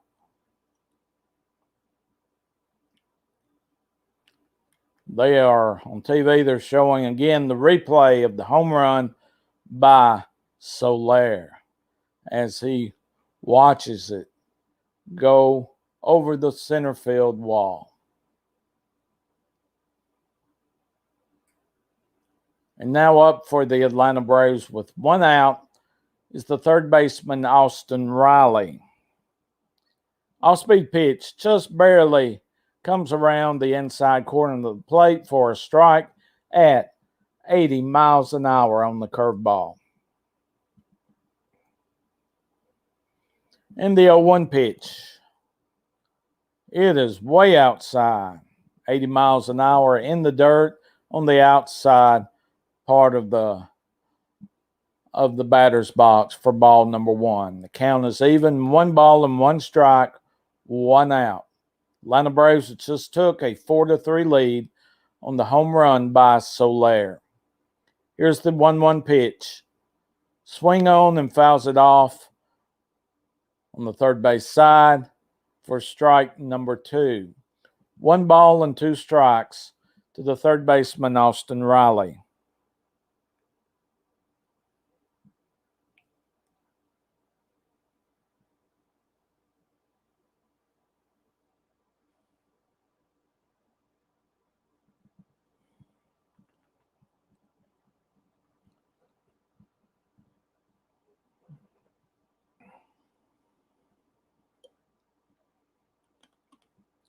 That's 2 balls and 2 strikes to Austin Riley. And here is Feed's 103rd pitch. Austin Riley fouls it off and stays alive at 2 balls and 2 strikes.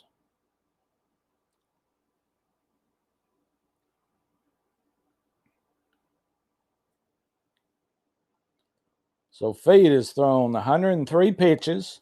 See how long he'll be able to go. Here's the 2-2. And Austin Riley breaks his bat. And the ball goes to left field where Hernandez comes on and makes the catch. So Austin Riley will be getting a new bat. It's just busted the bat right there. So there's 2 outs here in the bottom of the 6th inning.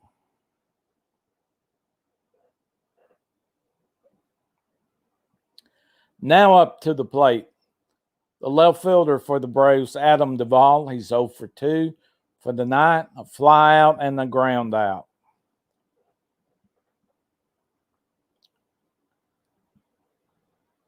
And here's the first pitch to Duvall. He takes a strike on the outside corner at 94 miles an hour for strike number 1.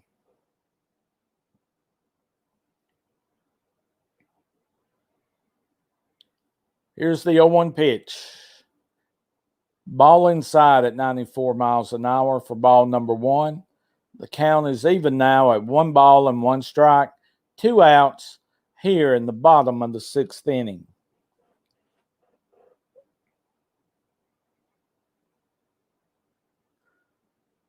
Here's the 1-1 pitch. It is low for ball number 2 at 93 miles an hour. 2 balls and 1 strike to Adam Duvall. We'll see if Jesse Chavez stays in the game and pitches in the 7th inning. My guess, probably so, since he didn't throw too many pitches. He could probably go another inning.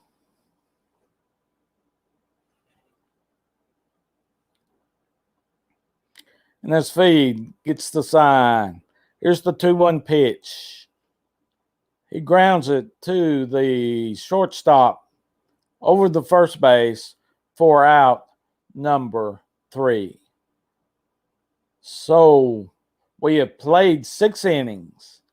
The Atlanta Braves have hit three home runs, all solo, 2 by Vogt, and 1 this inning by Soler. The Braves lead the Nationals 4-3. As we go to the top of the 7th inning, I'll be right back in just a couple of minutes.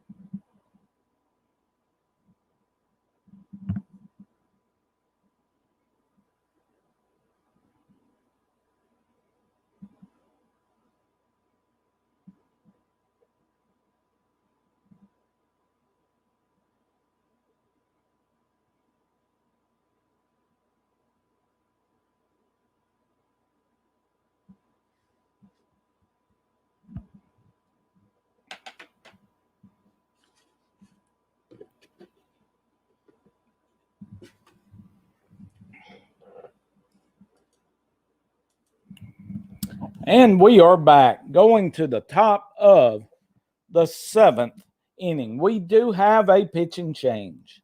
Luke Jackson will replace Jesse Chavez. Jackson will be batting 9th, replacing Jesse Chavez. Luke Jackson will be batting 9th.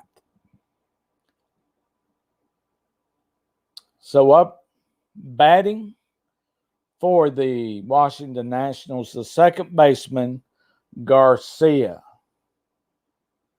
And then on deck is the pitcher, Feed, and then the top of the order, Thomas. My guess that they will pinch hit for Feed. The scoreboard in the bottom of the 8th inning, the Phillies have taken a 2-1 lead on the Rockies.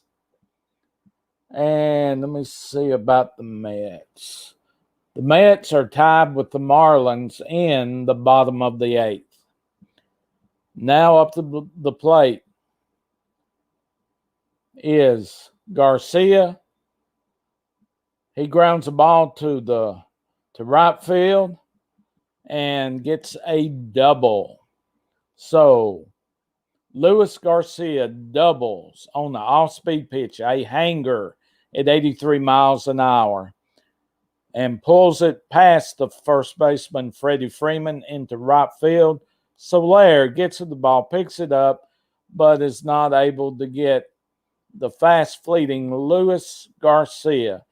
Has his 13th double of the season. So Luke Jackson comes in, gives up the double. We have a runner on second base with nobody out. Now we have a pinch hitter for the pitcher, Freed. Andrew Stevenson pinch hits for Freed. First pitch is a ball, so it's 1 ball and no strikes. Runner on second with nobody out for Stevenson, the pinch hitter for Feed. Stevenson is batting .228 on the year. Here is the 1-0 pitch from Luke Jackson. Catcher gets crossed up. Catcher was looking for the slider, and he got the fastball. Boy, he is very lucky. He's able to grab it, the bottom part of the mitt and the chest protector. So Vogt goes out, I think more to get the sign corrected, but also to take a breather, because that could have really have gone wrong. He was able just to get just enough leather where it didn't just go completely into the chest protector. So they get the signs all straight now. It's 1 ball and 1 strike to Stevenson with nobody out with the runner on second. Here's the pitch. Off-speed pitch. A grounder to first baseman Freddie Freeman. The umpire says it went foul before he caught the ball. So it's 1 ball and 2 strikes to Stevenson, the pinch hitter. See how close that was. Freddie tried to grab it. No, the ball, before it got to Freddie Freeman, the last bounce was in foul territory.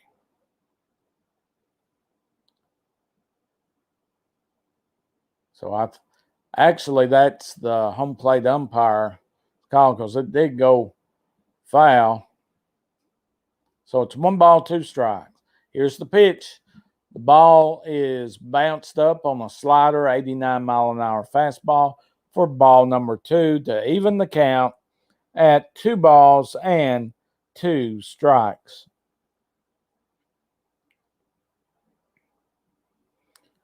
Let's see if Jackson can get out of this mess.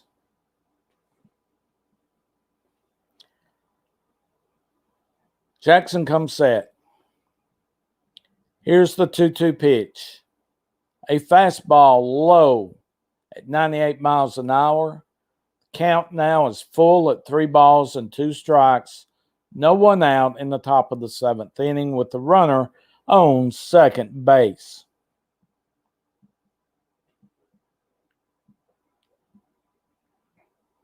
And here is the 3-2 pitch to Stevenson. He grounds it to Freddie Freeman. Races and barely beats Stevenson to the bag for the first out of the inning. The runner advances from second to third with 1 out. Now we go to the top of the lineup once again for the Nationals. Lane Thomas, who is 0 for 1 on the evening, will be batting, facing Luke Jackson with a runner on third base and 1 out. Lane Thomas has 2 walks and also 1 run scored on the evening. Here's the pitch. A grounder past shortstop Dansby Swanson.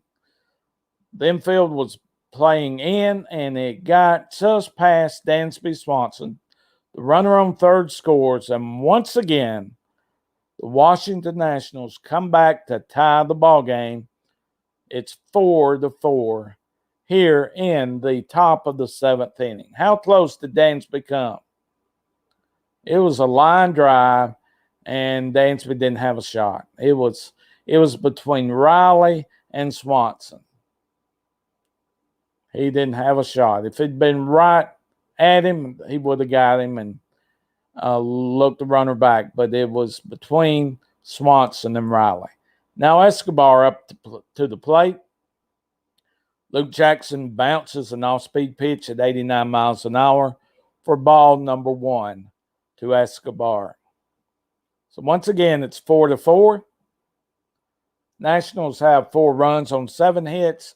The Braves have 4 runs on 5 hits. Escobar is 1 for 3, a single and a stolen base. Pickoff attempt over at first, a close play, but the runner gets back. The pickoff was just a little to the wrong side of first base. It was not right into the runner. And here is the 1-0 pitch to Escobar from Jackson. Is high, 95 miles an hour for ball number 2. Jackson looks a little rusty. He's having a hard time getting the slider around the plate. Fastballs are missing high. Let's see if he can get it straightened down. Another pickoff attempt at first base. Runner gets back.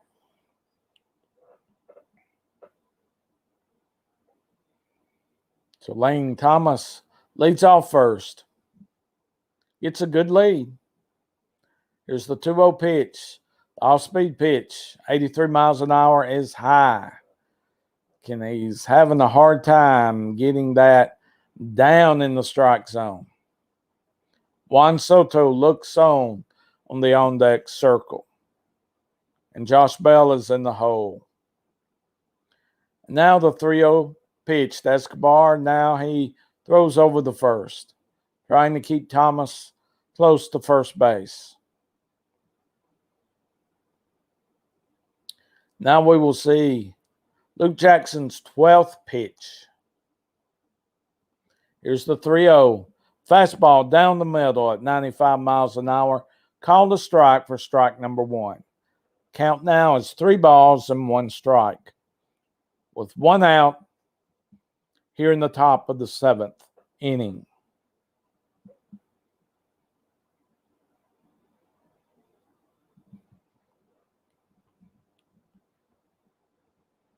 Here's the pitch. An off-speed pitch is fouled off, 87 miles an hour. Count now is full. 3 balls and 2 strikes. Thomas was running on the pitch. He goes back to first base on the foul ball.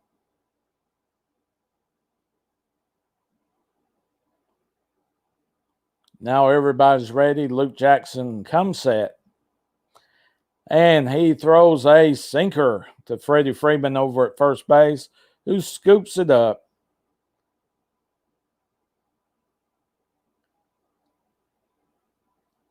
Luke Jackson comes set again. Here's the 3-2 pitch with the runner going. What will the play be? It grounds to second baseman Ozzie Albies, who was over at second base, going to cover. Ball comes to him. His foot's on the bag.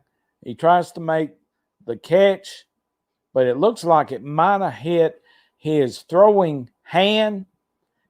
And in doing that, he was not able to hang on to the ball. So the call at second base was safe. He never had control of the ball in his glove. So he wasn't making an attempt to take it out.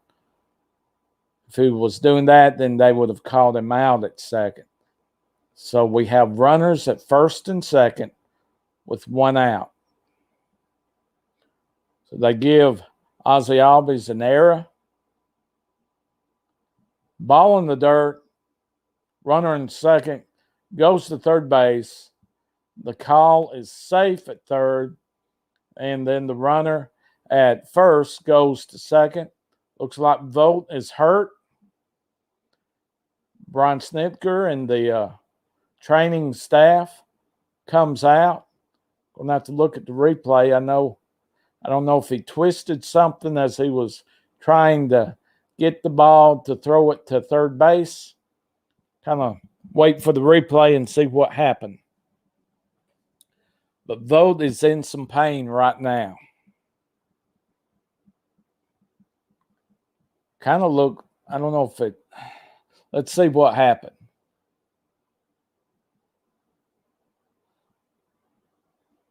Looks like when he went to, the ball kind of went off the Soto's body, went off his glove, and then hits the foot of Soto.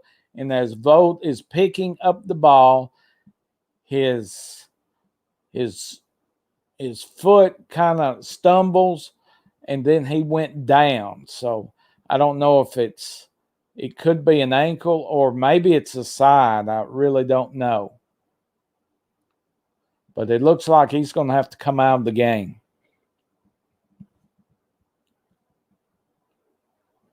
So we'll have a new catcher. Travis d'Arnaud will be putting on the gear and getting ready, and he'll have some warm-up pitches where he can throw down the second a few times as they look on. So right now we've got a runner on second and third with 1 out. The count is 1 ball and no strikes to Juan Soto. So right now d'Arnaud is just about got the gear on. And he is coming out to home plate. I'm sure he will be given a little time to warm up. So I'm going to look on, see if David O'Brien or anybody's got anything. Okay.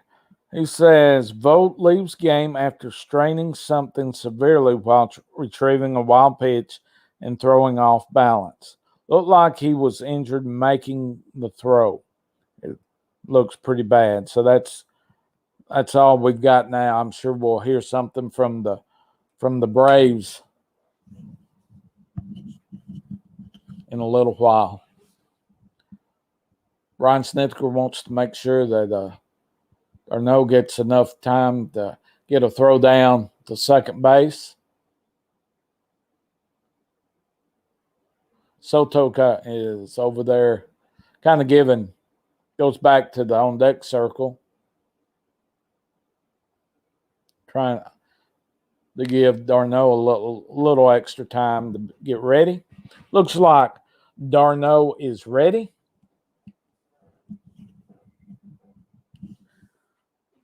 And now once Darno is ready, manager Brian Snitker comes to the mound, takes out Luke Jackson. We will have a pitching change. And it looks like that they did a intentional walk, it looks like. So from here, it looks like it is. Yeah. Luke Jackson intentionally walks Juan Soto. So it's bases loaded with one out. A new pitcher, it will be Tyler Matzik. Tyler Matzik will be the new pitcher for the Atlanta Braves. We'll be back for the rest of the top of the seventh. We'll be back in just a minute.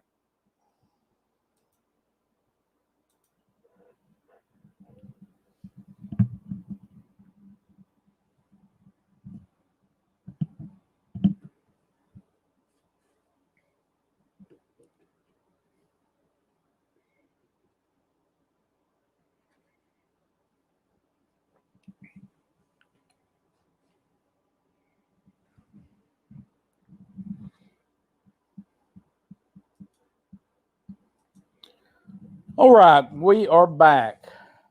Tyler Matzik will be coming on to pitch for Luke Jackson. Josh Bell will be the batter when Matzik gets through with his warm-up pitches. Tyler Matzik, ERA is 3.04. He will be pitching against the first baseman for the Nationals, Josh Bell, who is 1 for 3 on the evening. The score is tied 4-4, but the Nationals have the bases loaded with one out in the top of the seventh inning. Now I think we are just about ready. This will give Darno a little bit more chance to get some throws in.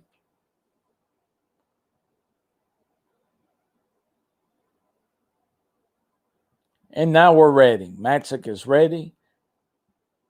Josh Bell steps into the batter's box. He's batting right-handed against the left-handed pitcher. And the hits Matzik. He tries and throws it to home plate, and he calls him out on the forced play. It was very, very close. I'm guessing that they may do a challenge, so we'll find out in just a second. It was close. Matzik, it hits off his foot. He dives and throws, and it looks like he's out. So it's live. Let me see if we see it in slow motion here. And I believe he's out. Yes, he is out, I believe. He slides and puts his hand on home plate. I don't believe they're going to challenge because it looked like he was out.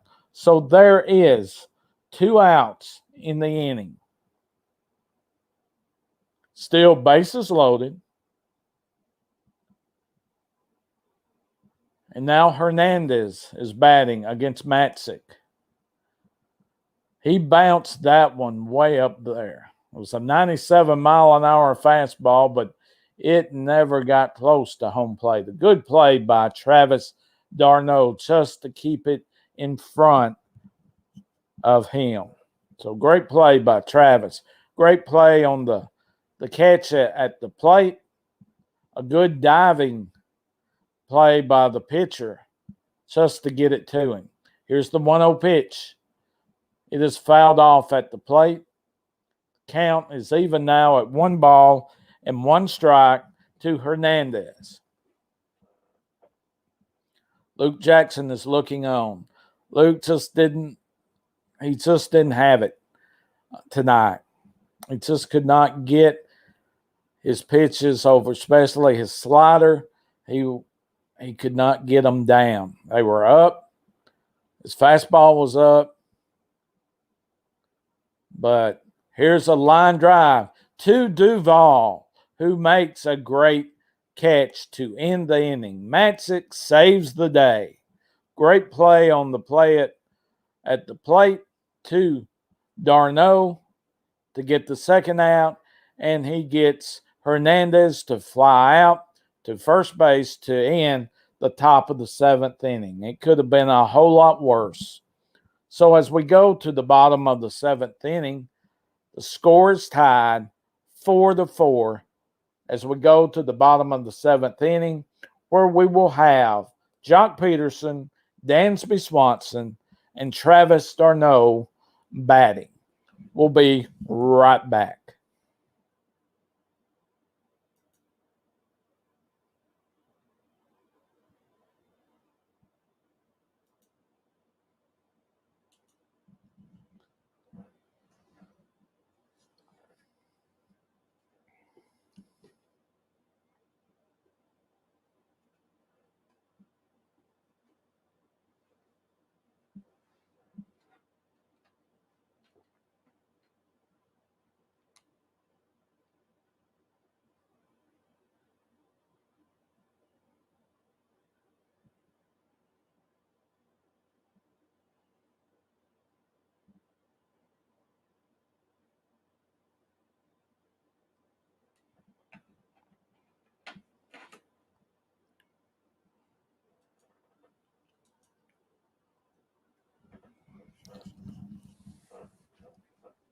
And now we are back. Pitching change for the Washington Nationals. Sam Clay will replace Eric Feed. He will also take his batting spot in the order of batting 9th. Clay will be facing first Jock Peterson, then Dansby Swanson, and then Travis d'Arnaud. We go to the bottom of the 7th. Scores tied 4-4. The Nationals have 7 hits. The Braves have 5 hits, and the Braves have committed 1 error on the evening. Sam Clay has been in 53 games for the season for the Washington Nationals. Now I believe we're about ready to start the bottom of the 7th inning. Peterson on the evening is 0 for 2. 0 for 2 on the evening. Here's the first pitch. It is an off-speed pitch over the plate at 82 miles an hour for strike number 1. Peterson has a ground out and a strikeout on the evening. And here is the 0-1 pitch. On the outside part of the plate, just a little bit outside for ball 1. Count is even at 1 ball and 1 strike.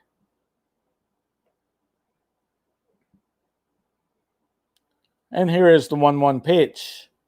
Swung on and missed on a 91-mile-an-hour fastball on the outside corner for strike number 2.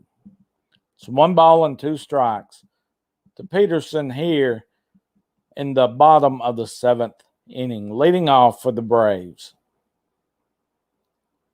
Here's the 1-2 pitch, way outside, an 84-mile-an-hour off-speed pitch. The count is even now at 2 balls and 2 strikes.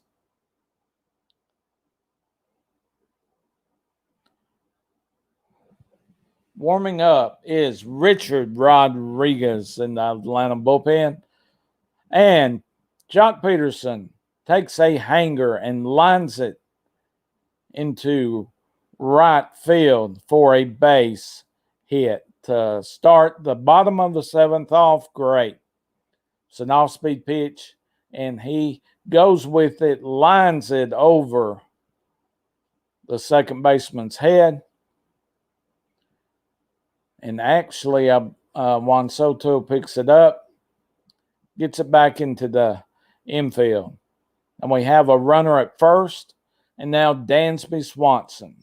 Dansby is 0 for 2 on the evening. And here's the pitch. It is called strike on the lower part of the outside corner for strike 1. It was a 92-mile-an-hour sinker for strike 1. No balls and 1 strike with the runner on first. Here's the 0-1 pitch. It is just barely inside. 83 miles an hour for ball 1. The count is even, 1 ball and 1 strike.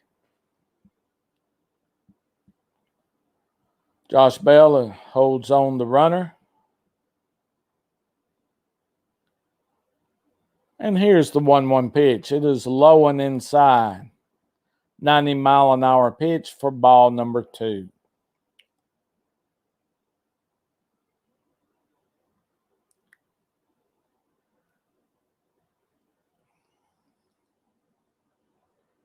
As the manager of the Atlanta Braves, Brian Snitker, looks on,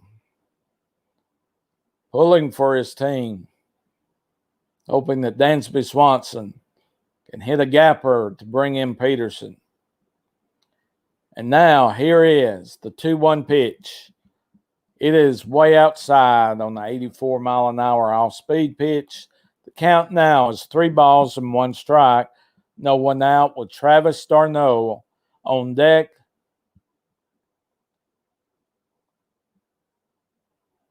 Hopefully we'll get a report on Vogt. And here is the 3-1 pitch. He fouls it off on the 92-mile-an-hour pitch.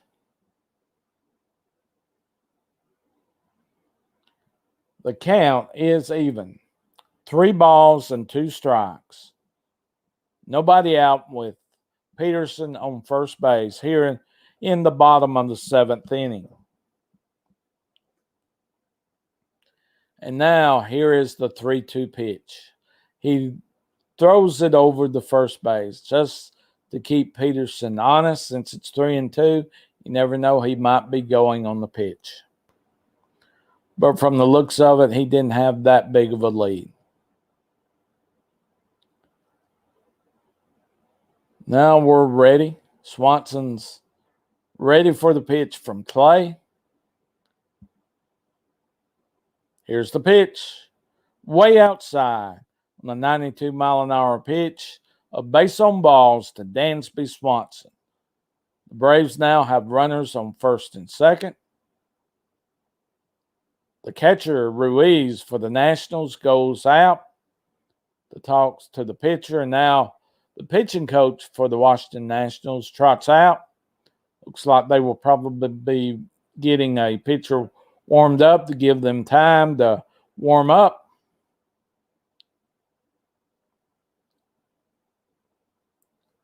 So we have runners on first and second, nobody out. And we have Travis d'Arnaud, who came into the game in the top of the 7th inning for Stephen Vogt, which was injured on a play as he was trying to make a play and throw the third. Looked like as he was throwing, he went to the ground. So we're not exactly sure. It could have been his foot. It could have been as he was throwing, he might have pulled something in his rib cage. We don't know. But as he walked off, he did not look too well. He's had a great game with the 2 solo home runs. And now we're ready. First pitch to d'Arnaud. He takes the pitch inside on the 83-mile-an-hour pitch for ball number 1. The Nationals have someone warming up. Mason Thompson is warming up in the bullpen for the Washington Nationals.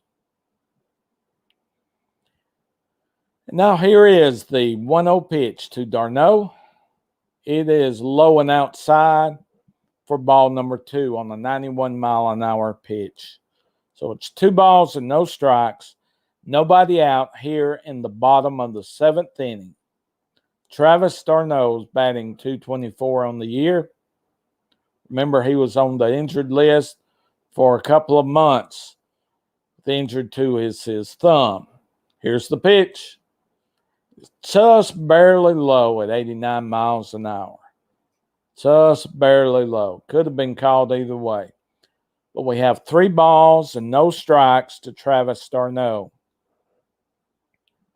with the runners on first and second. And here is the 3-0 pitch. It is low and inside for ball number 4. And now we have bases loaded. We have a pinch hitter for the Atlanta Braves, and that is Orlando Arcia. Will be pinch hitting for Tyler Matzik. And after Arcia is announced, the Washington Nationals will be making a pitching change. Looks like it will be a double switch, as Davey Martinez does not go out, but either the pitching coach or the bench coach goes out to do the double switch. And we'll be back in just a minute to see who will be pitching for the Washington Nationals.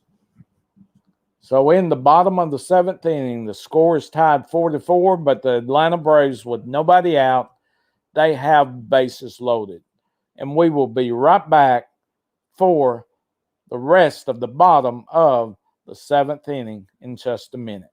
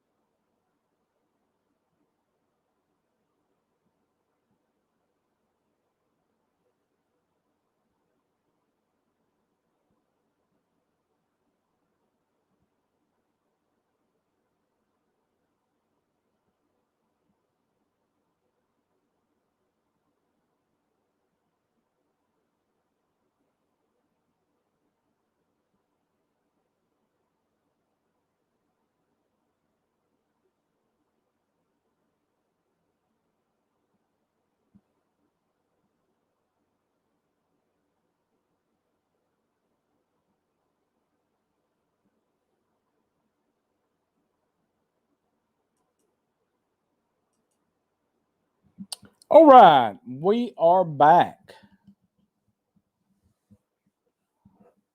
Mason Thompson is the new pitcher.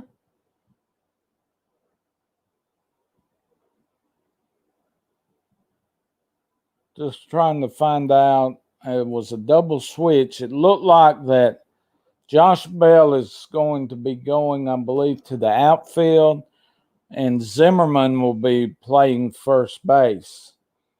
And Hernandez may be coming out. Yes. Ryan Zimmerman replaces left fielder Hernandez, batting fifth. Zimmerman playing first base. And Josh Bell will be playing left field. I believe that is correct. Now, we will have another pinch hitter for Arcea. Eddie Rosario will be pinch hitting.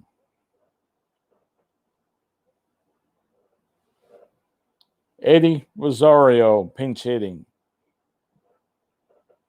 First pitch, he fouls off. It's 0-1. The next pitch, a liner to the first baseman, throws to home plate for out number one, throws to the first baseman or the second baseman covering for out number two. So a double play.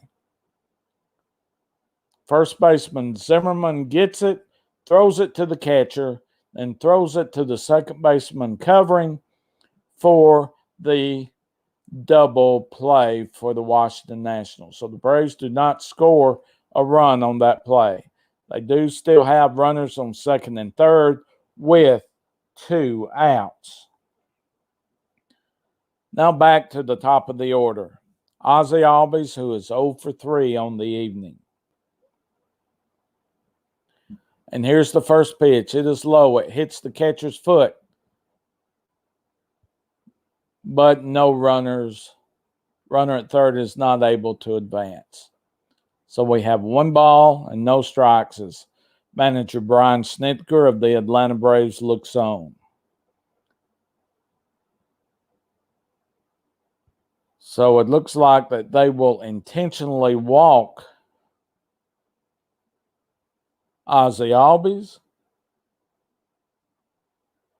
So it's bases loaded. I'm not quite understanding that, but so it's bases loaded. Now Jorge Soler, who homered his last time up. He's 1 for 3 with that solo homer, which was his 23rd home run for the year between Kansas City and Atlanta. So bases loaded. 2 outs here in the bottom of the 7th inning. Here's the pitch. He lines it off the pitcher's glove. Second baseman with his glove, he scoops the ball with his glove and just scoops it over to the first baseman for out number 3. Didn't really have to do that because it didn't look like Soler was really hustling at the end. He'd been out anyway, but I think it'd been a closer play. So the Braves do not score. They have bases loaded, nobody out, and do not score. So at the end of 7 innings, the score is tied. The Atlanta Braves are 4 and the Washington Nationals are 4 as we go to the top of the 8th inning. We'll be right back for the top of the 8th inning in just a couple of minutes.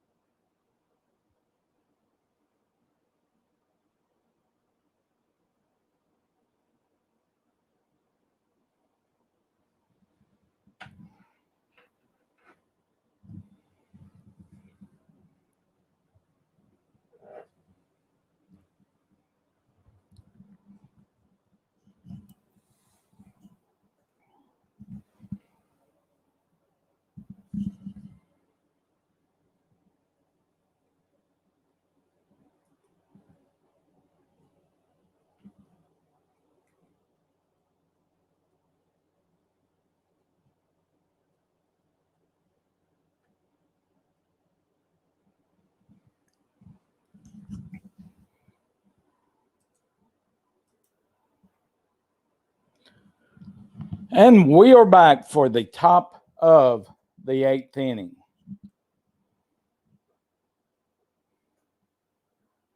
We have another pitching change for the Atlanta Braves. Pitching number 48, Richard Rodriguez. Rodriguez will be the pitcher here in the top of the 8th inning for the Braves. And he will be facing first Carter Kieboom, then Ruiz and Garcia here. The first 3 hitters for the Nationals here in the top of the 8th inning.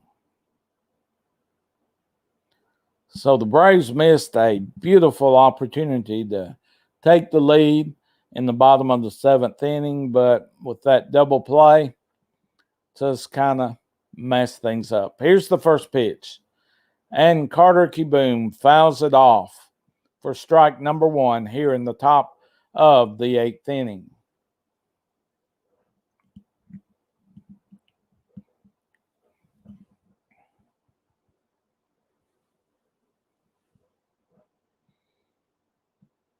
So as Rodriguez gets the sign, here's the pitch.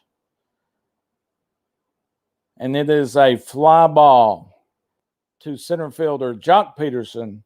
He makes the catch for out number 1 here in the top of the 8th inning. And now, batting for the Nationals is the catcher, Ruiz. Ruiz is 0 for 3 with 2 ground outs and a fly out in the game tonight. So Rodriguez gets the sign from d'Arnaud. Here's the pitch. And he hits a fly ball to the center fielder, Jock Peterson, once again for out number 2. So Rodriguez has thrown 3 pitches so far in the top of the 8th inning, both fly outs to center fielder Jock Peterson. Now batting for the Nationals here in the top of the 8th inning, the second baseman, Luis Garcia, who is 1 for 3 with a double. So let's see if Rodriguez can shut him down. A pitch, 93 miles an hour in the outside corner. He almost made an attempt to swing at it. They appealed down to the third base umpire, but he says no swing. So 1 ball and no strikes. Here's the pitch. It is a called strike on the lower part of the outside corner at 92 miles an hour for strike 1 to even the count. 1 ball and 1 strike to Garcia. Here's the pitch. Just a little bit low and outside at 80 miles an hour. 2 balls and 1 strike. Rodriguez is not wasting any time. Here's the pitch. A fly ball deep to center field. Peterson goes back, looks, and it is gone. Another home run. Rodriguez has given up in back-to-back games a home run. So the Washington Nationals takes a 5-4 lead here in the top of the 8th against the Atlanta Braves. That was Garcia's 4th home run of the year. Was hoping you could tell Garcia knew it. He looks and admires, and it was a no-doubter. It was over the 400 marker on the outfield wall. I'm guessing probably went 425, something like that, for the home run. And now Zimmerman, who came in the bottom of the 2nd to play first base on the double switch. He's batting .239 with 12 home runs and 43 RBIs. And he takes a fly ball to first baseman Freddie Freeman out in short right field. Makes the catch to end the inning here in the top of the eighth. But Garcia hits a solo home run to deep center field over the wall, and the Washington Nationals take the 5-4 lead in the top of the eighth inning. As we go to the bottom of the eighth inning, Nationals 5 runs on 8 hits and no errors. The Braves 4 runs, 6 hits, and 1 error. The Braves in the bottom of the eighth inning will have Freddie Freeman, Austin Riley, and Adam Duvall. As we go to the bottom of the eighth inning, I'll be right back in just a couple of minutes.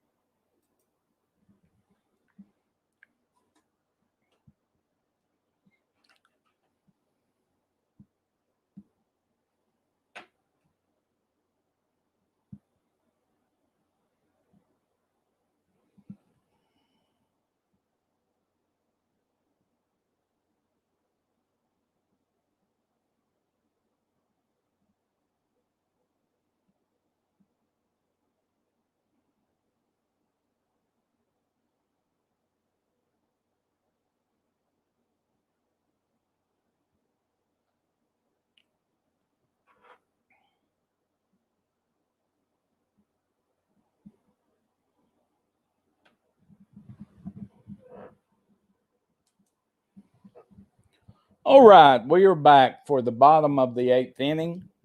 The Atlanta Braves have Freddie Freeman, Austin Riley, and Adam Duvall. And looking at the scoreboard, the Colorado Rockies have beaten the Philadelphia Phillies 4-3, which gives the Braves right now a 3-game lead over the Phillies.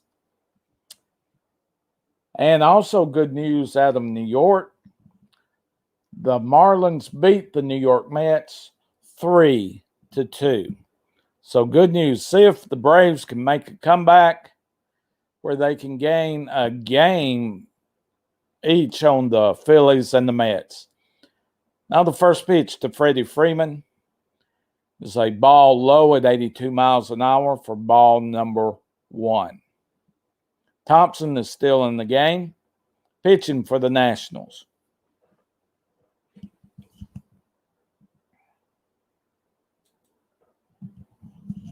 Here's the pitch. A little bit low at 96 miles an hour for ball number 2. 2 balls and no strikes here in the bottom of the eighth, with Freddie Freeman leading off.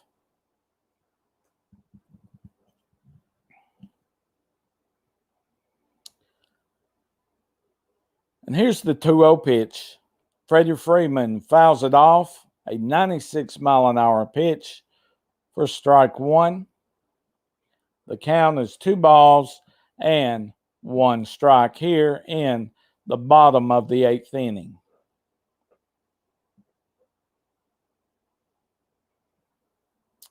And as Thompson gets the sign, he comes set. Here's the pitch. Freddie Freeman fouls it past the first base coach for the Atlanta Braves. The count is even now at 2 balls and 2 strikes. And once again, Eric Young Sr. does not attempt to make a play on the ball.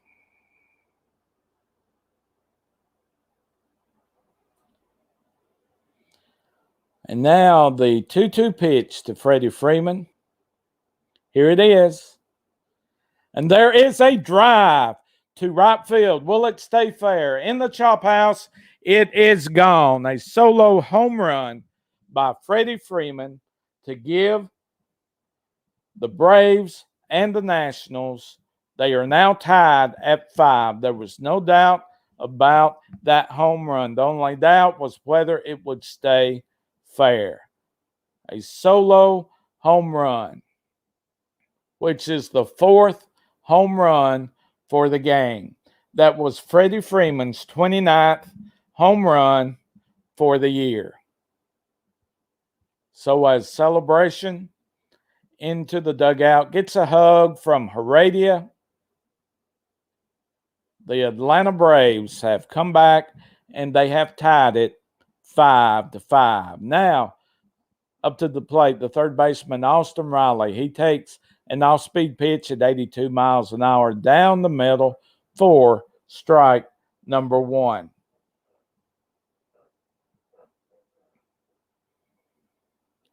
And now the 0-1 pitch.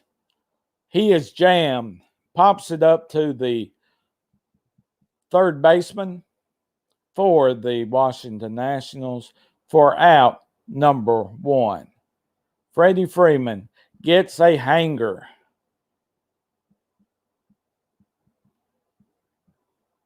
And it was a no-doubter. It got up above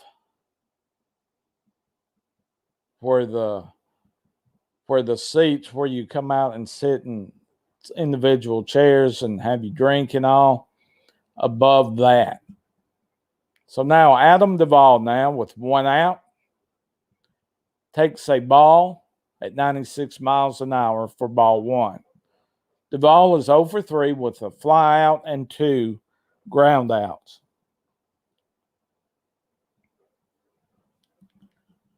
So here's the 1-0 pitch to Duvall. He takes another ball low at 95 miles an hour for ball number 2. We've got one out in the bottom of the 8th inning. Freddie Freeman just hit a deep solo home run in right field. Warming up in the Braves bullpen is the Braves closer, Will Smith.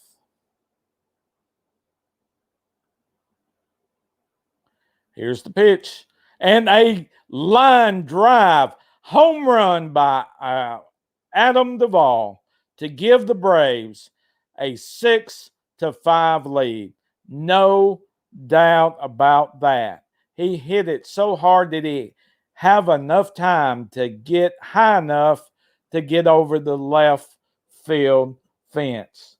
So Adam Duvall hits his 34th home run of the year between the Marlins and your Atlanta Braves. The dugout is going wild. High fives from everyone to Adam Duvall with a celebration from Heredia, who took the place of Panda and the hug. So Adam Duvall is smiling. Everybody's smiling in the dugout. And I'm sure Luke Jackson is smiling. He gets off the hook. Now Jock Peterson comes up, swings and misses on the 84-mile-an-hour off-speed pitch. It's no balls and one strike to Jock Peterson. The Atlanta Braves have taken a 6-5 lead here in the bottom of the 8th.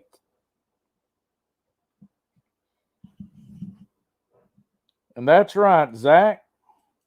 Great comment. Sweet Braves rally. You can't give up on the Atlanta Braves. They always fight out to the end.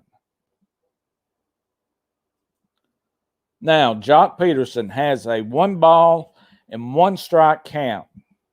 1 out here in the bottom of the 8th inning.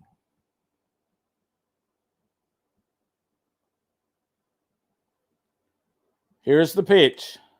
He takes it down the middle, a 95-mile-an-hour pitch for strike number 2. Peterson thought it might have been a little bit low, but it was a strike. 1 balls and 2 strikes to Jock Peterson. He is 1 for 3 on the evening.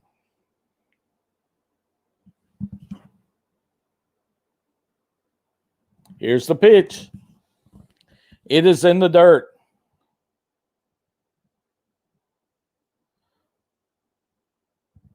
Apparently, he swung at it. We'll see the replay on it.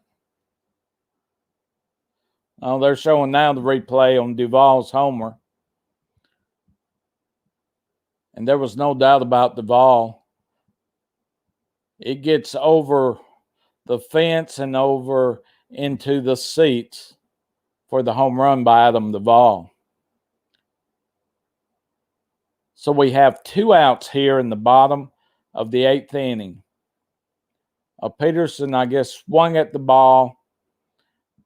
He got away from the catcher. He throws it to first to complete the strikeout. And it goes 2-1 on the strikeout. And now up for the Braves with 2 outs, Dansby Swanson. He takes the first pitch, a ball. It's 1 ball, no strikes, 2 outs to Dansby. He swings and misses a ball low at 83 miles an hour for strike number 1 to even the count, 1 ball and 1 strike. 2 outs here in the bottom of the 8th inning.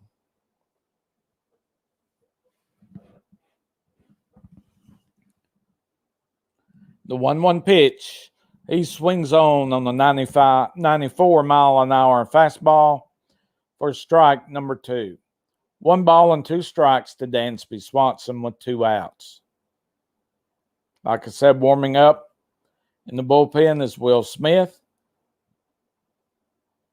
He will be coming on in the top of the 9th inning, hoping to record the save for the game. Dansby takes the ball low at 83 miles an hour to even the count at 2 balls and 2 strikes. So if this score can hold off, the Braves will gain a game on both the Phillies and the Mets. Will Smith still is kind of standing around the bullpen. Looks like he's got his pitches in. Dansby swings at the ball in the dirt. Catcher picks it up, throws to first for the strikeout. 2-1 on the strikeout to end the bottom of the 8th inning. But the Atlanta Braves score 2 runs to give the Braves the 6-5 lead. The Braves on 6 runs, 8 hits, and 1 error. The Nationals 5 runs on 8 hits and no errors. As we go to the top of the 9th inning, where the Nationals will have Thomas, Escobar, and Juan Soto batting. We'll be right back in just a minute.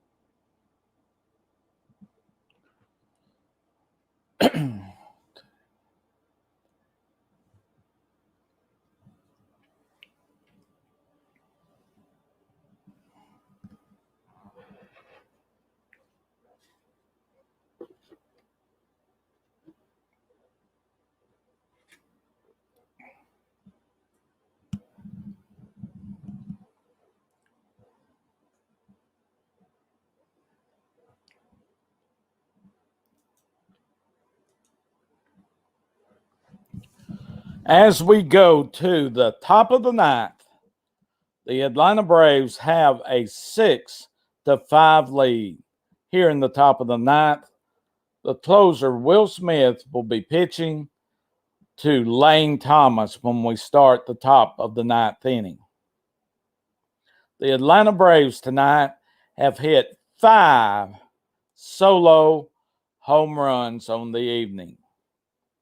2 by Stephen Vogt, 1 by Soler, 1 by Freddie Freeman, and now 1 by Adam Duvall.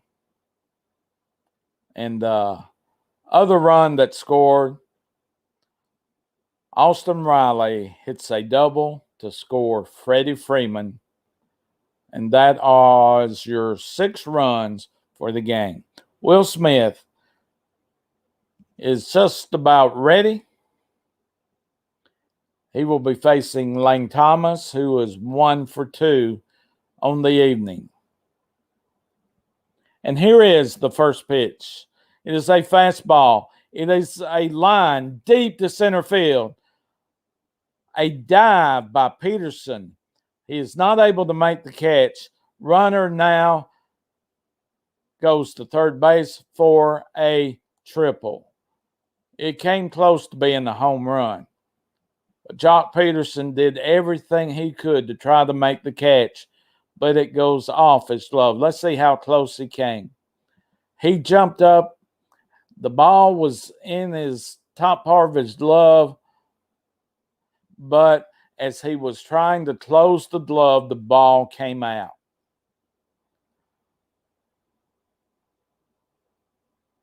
He did everything he could do but catch the ball. It was in his glove, but as he was closing his glove, the ball popped out. So we have a runner on third base, nobody out for Escobar. He takes ball one, a 93-mile-an-hour fastball for ball one. Runner on third, and here is the 1-0 pitch. It is inside on the off-speed pitch at 82 miles an hour for ball number two. So Will Smith once again in some trouble. Juan Soto is talking to the hitting coach. Now we have the 2-0 pitch to Escobar. Escobar steps out, calls time. So we will reset and try it again. So let's see if Will Smith can get out of this mess.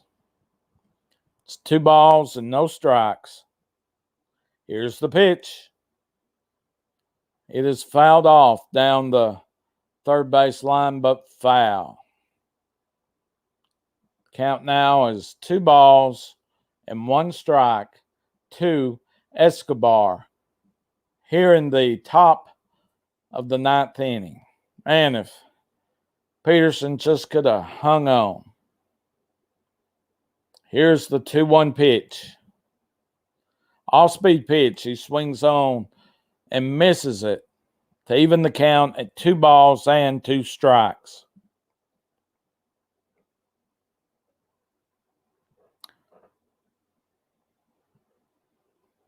The shift is on. Albies is playing on the other side of second base beside Swanson. Another pitch, 93-mile pitch, is fouled off. The count remains 2 balls and 2 strikes. No one out here in the top of the 9th inning with the runner on third base after he triples against the center field wall.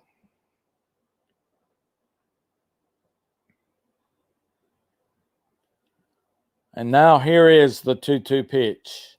He swings on and misses on the 93-mile-an-hour fastball in the outside corner for strike number 3. So a strikeout for Will Smith. We have 1 out. Juan Soto comes to the plate, and I'm guessing they will intentionally walk Juan Soto, and they are. So Soto takes off his gear and trots down to first base, where we will have runners at first and third with 1 out for Josh Bell, who is now playing left field. Josh Bell, now the left fielder. On the evening, he's 1 for 4 with an RBI double. So let's see if Will can induce a double play to end the game. Let's see what's going to happen here. Will Smith gets the sign. He comes set. Here's the pitch. It is low and in the dirt for ball number 1 on the 79-mile-an-hour pitch.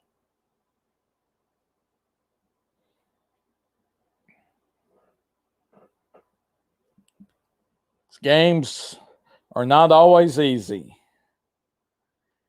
And now here is the 1-0 pitch to Josh Bell from Will Smith. Just a little bit high and inside on the 93-mile-an-hour pitch for ball number 2. We have 2 balls and no strikes. 1 out with runners on first and third. Will Smith facing Josh Bell. And here is the 2-0 pitch. Off speed is fouled off. The count now is 2 balls and 1 strike to Josh Bell.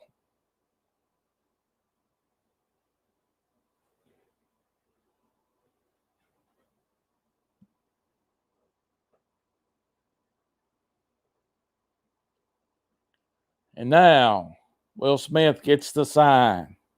Here's the 2-1 pitch. High at 93 miles an hour. The count is 3 balls and 1 strike and 1 out to Josh Bell. Smith has thrown 11 pitches this inning so far.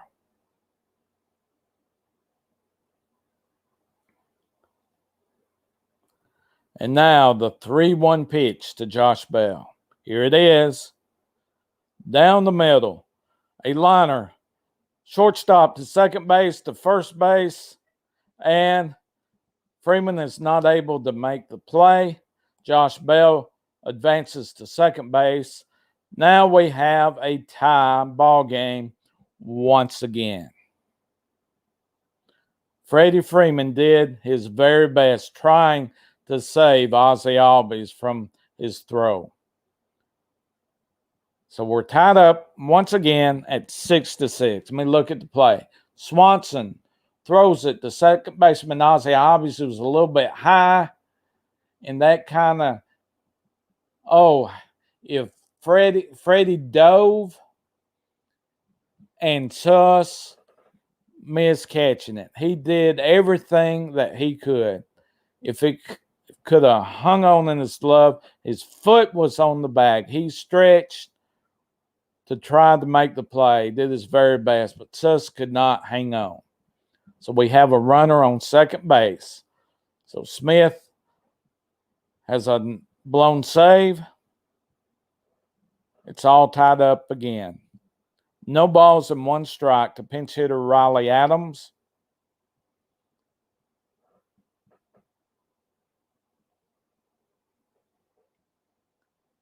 And here is the 0-1 pitch. It is called a ball, a 83-mile-an-hour off-speed pitch. It's 1 ball and 1 strike. 2 outs, runner on second. We have 1 run in here in the top of the 9th. It's all tied up at 6. Here's the 1-1 pitch. Did he go? Yes, he did.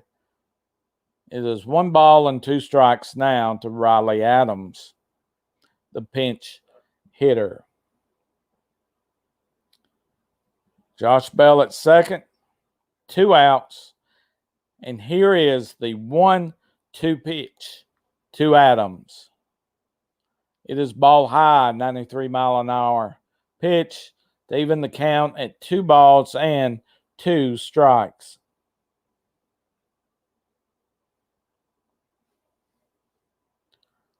Runner at second. Let's see if Will Smith can get him out. And here it is.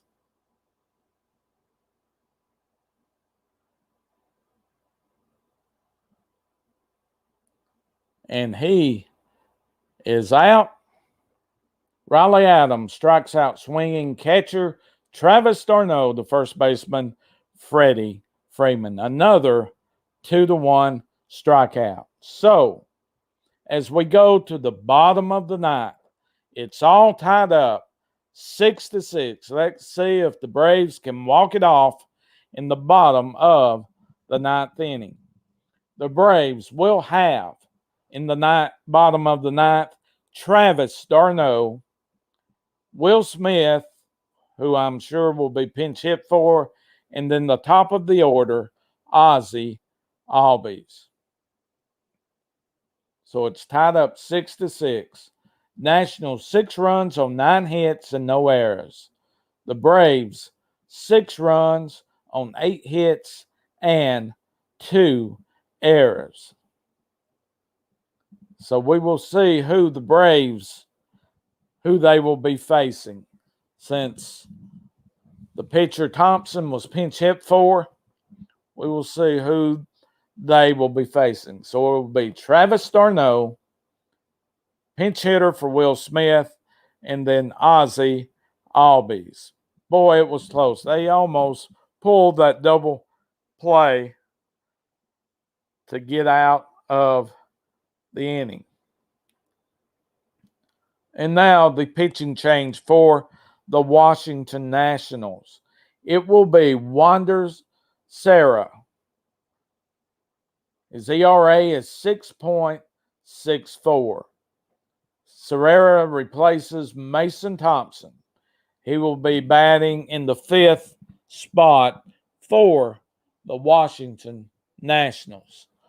Let's see if the Braves can get their 6th home run for the game to walk it off. Serrera is he's pitched 42 games. 6.64 ERA, as I said earlier. Is a tall pitcher for the Washington Nationals. Travis d'Arnaud, who came in for Stephen Vogt, as Vogt was injured.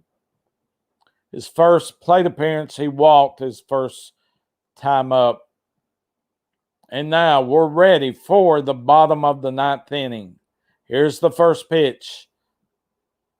Travis d'Arnaud fouls the pitch off, a 93-mile-an-hour pitch for strike number 1.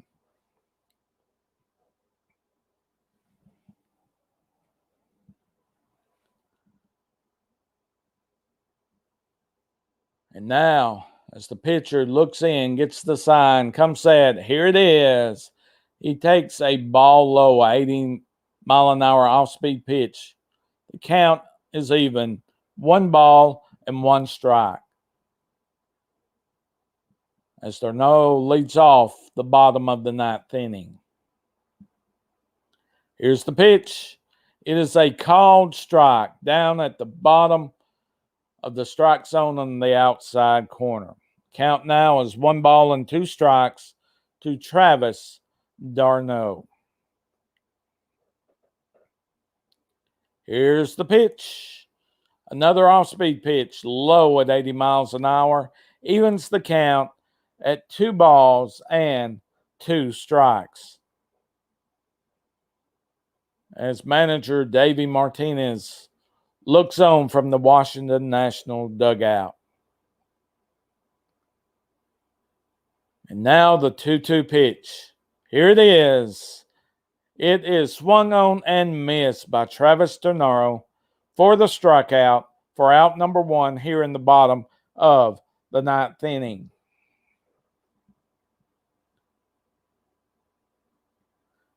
And d'Arnaud just missed it. The ball just got by him just a little bit. So now we will have a pinch hitter for Will Smith. So Orlando Arcia, he must not have been announced earlier in the inning before. So he is pinch hitting. He takes a ball on the outside part of the plate. It was a ball, 1 ball and no strikes. So Arcia must not have been announced to be able to pinch hit. So here's the 1-0 pitch to Arcia. It's outside. They appealed to see if he went around, and he did not. So it's 2 balls and no strikes to Orlando Arcia. Pinch hitting for Will Smith.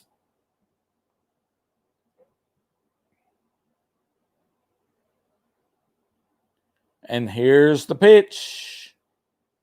He went around. It was a ball, but he went around. The count now is 2 balls and 1 strike to Orlando Arcia. Pinch hitting. We've got 1 out here in the bottom of the 9th inning. Here's the 2-1 pitch. It is called strike 2. A 94-mile-an-hour pitch, just barely on the outside lower part of the strike zone for strike 2. It was a strike. Good call by the umpire. So now we have 2 balls and 2 strikes, 1 out. And here is the pitch. It is a liner to short part of the center field. The second baseman goes out over his back and makes a great catch. Looks like Garcia might have got jammed on that. The center fielder couldn't get there in time, so Garcia turns around over the back with his glove and catches the ball for out number 2. Let's see if Ozzy Albies can walk it off here with 2 outs in the bottom of the 9th inning. And here's the first pitch. There's a drive back to center field, but not deep enough. Just in front of the 400 marker for out number 3. Folks, we go to extra innings. We go to the top of the 10th. The Atlanta Braves and the Washington Nationals are tied 6-6. We'll be right back where the Washington Nationals will have a runner on second base. We'll be right back in just a couple of minutes.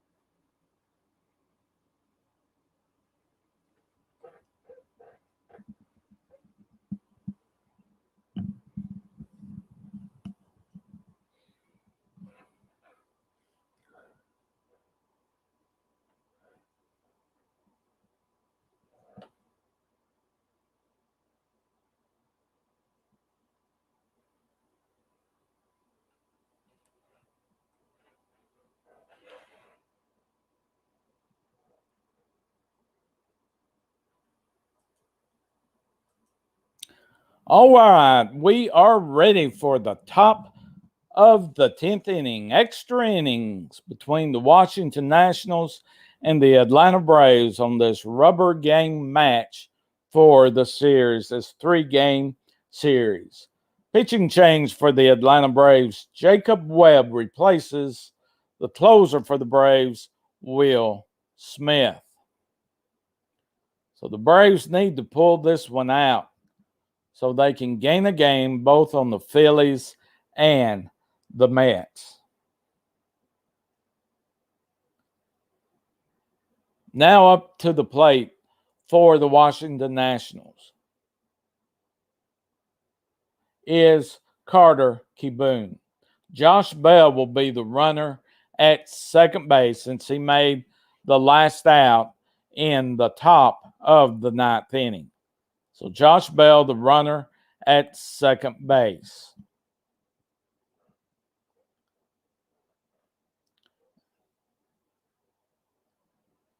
And now Carter Kieboom steps into the batter's box. Webb gets the sign. Comes set. And here's the pitch. It is fouled off on a 94-mile-an-hour pitch for strike number 1. It's no balls and 1 strike. Runner on second base with nobody out here in the top of the 10th inning. Webb gets the sign from Darno. He comes set. Here's the pitch. Another foul ball on a 95-mile-an-hour pitch. Kieboom is in the hole. No balls and 2 strikes here in the top of the 10th inning. Remember, runner on second. The rule for extra innings, the one who made the last out in the inning before is the runner on second base unless it happens to be the pitcher. And here is the 0-2 pitch to Keyboom. It is high, 94-mile-an-hour pitch. Count now is 1 ball and 2 strikes, nobody out. Jacob Webb facing Carter Keyboom. Thanks for staying with us for the extra innings. Hopefully the Braves can pull this one out. Here's the pitch. This is a line drive into short center field, and Jock Peterson comes on to make the play for out number 1. Carter Keyboom, a short fly out to center fielder Jock Peterson. So now up to the plate for the Washington Nationals is the catcher, Ruiz, who is 0 for 4 on the evening with 2 ground outs and 2 fly outs. So let's see what Braves pitcher Jacob Webb can do with the catcher, Ruiz. And here's the first pitch. Off-speed pitch at 81 miles an hour, called strike 1. No balls and 1 strike and 1 out with the runner on second.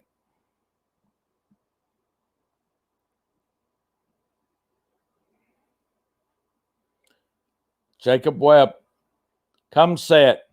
Here's the 0-1 pitch. Off speed again, fouled off. It's no balls and 2 strikes as Ruiz is in the hole with 1 out. Jacob Webb gets a new baseball. Ruiz is getting set back into the batter's box. Jacob Webb is getting the sign from d'Arnaud. He gets it. He comes set. Here is the 0-2 pitch. He swings on. Grounder to second baseman in the hole. Throws to Freddie Freeman for the out. There are 2 outs in the inning. The runner from second, Josh Bell, advances to third base. But we have 2 outs. Ozzie Albies goes to his left side, goes into the grass, turns around, throws it to Freddie Freeman, makes a great play to have the out, the second out of the inning. We have a runner on third, 2 outs for Garcia. Here's the pitch, just a little bit low at 84 miles an hour for ball number 1. Garcia's 2 for 4, a double, and a home run. And here is the 1-0 pitch to Garcia. A grounder to second baseman Ozzie Albies over to Freddie Freeman for the 3rd out of the inning. So the runner that was on second advances just to third. But Jacob Webb is out as he goes off the field. The crew chief umpire checks his cap, his glove, and his belt, and then he will go and sit in the dugout. So the Atlanta Braves will be going to the bottom of the 10th, trying to walk off and get the run to give them the win for the game.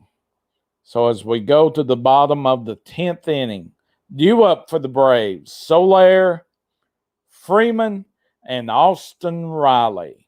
Will be right back for the bottom of the 10th inning in just a minute.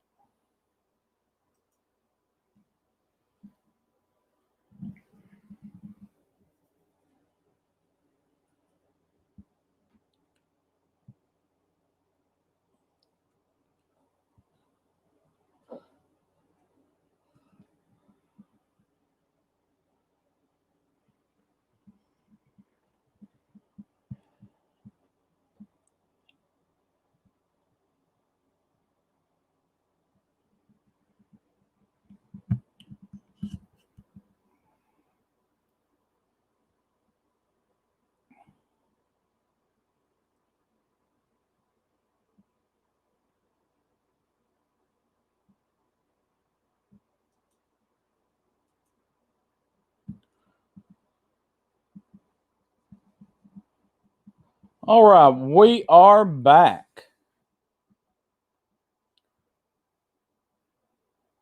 The Washington Nationals pitcher Serio will remain in the game.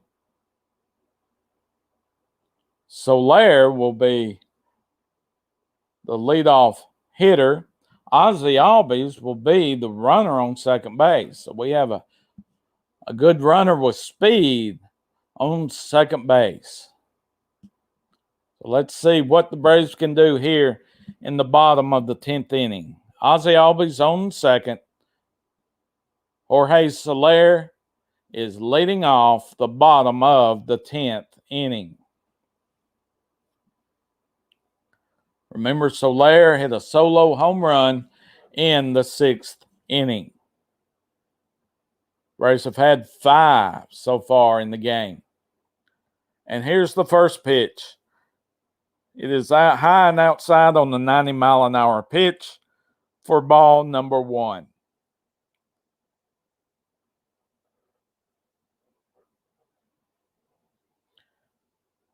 And the pitcher looks in to the catcher, Ruiz. Gets the sign. He comes set. And here is the 1-0 pitch. The umpire calls time. I'm supposing that the catcher asked for time. So Soler steps off out of the batter's box. They're playing a little bit of a shift, trying to keep Ozzie Albies close to second. Here's the pitch. Outside again on a 91-mile-an-hour pitch. It's 2 balls and no strikes. The second baseman is just about right on the bag, just a little bit behind it. So anything hit to the right side where the second baseman usually plays will be a base hit. So here's the pitch. Soler goes down on one knee and fouls it off into the dugout. Looks like it might have got one of the photographers in the dugout, where they are at taking pictures. Looks like it might have got him on the side of his cap or something like that, but I believe he is all right. Count is 2-1 to Soler. And here's the pitch. It is high, and the count now is 3-1. 3 balls and 1 strike to Soler. Freddie Freeman is on deck. Ozzie Albies is at second base. Nobody out here in the bottom of the 10th inning. He looks in, gets the sign, he comes set. The 3-1 pitch. It was a off-speed pitch at 79 miles an hour, I believe. But it is called a ball. If it had been anywhere near, because Soler was fooled. He was looked like for a fastball and did not get it, but it was a ball. So we have runners on first and second. Nobody out in the bottom of the 10th inning for Freddie Freeman, who hit a solo home run his last at bat. So let's walk it off. Freeman takes the first pitch high at 92 miles an hour for ball 1. This season, Freddie, with runners in scoring position, batting .337. The MVP from last year was Freddie Freeman. Here's the pitch. Swings on and misses on the 92-mile-an-hour pitch to even the count at 1 ball and 1 strike. Freddie Freeman now has 29 home runs on the year, looking for number 30. Here's the 1-1 pitch. There's a liner foul down the first base line, but foul. We have 1 ball, 2 strikes to Freddie Freeman. He is 2 for 4 on the evening as Davey Martinez of the Washington Nationals, the manager, looks at his lineup card.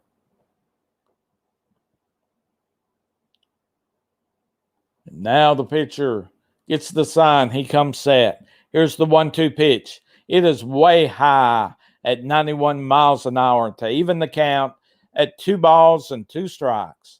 Runners on first and second with nobody out here in the bottom of the 10th inning. On deck for the Atlanta Braves, the third baseman, Austin Riley, as he looks on. And here's the pitch. It is a line drive to the right fielder, Juan Soto. Ozzie Albies tags, goes to third. We have runners on first and third. 1 out for the third baseman for the Atlanta Braves, Austin Riley. So an exciting finish to the game. We've got extra innings between the Atlanta Braves and the Washington Nationals. Freddie Freeman got jammed just a little bit. He was hoping it would get over his head, but Soto catches the ball. He got jammed just enough to keep it in the ballpark. Now up, Austin Riley, trying to walk it off for the Braves. Here's the pitch. He fouls it off the catcher's mask for strike number 1. That was a 92-mile-an-hour pitch. Austin Riley is 1 for 4 with an RBI double in the 4th inning. He also has 29 home runs, looking for number 30. The Washington Nationals infield is playing in. Here's the pitch. Swung on and missed. Soler steals second. If they give him a stolen base, they may not give it to him since they were not going to throw down anyway with the runner on third.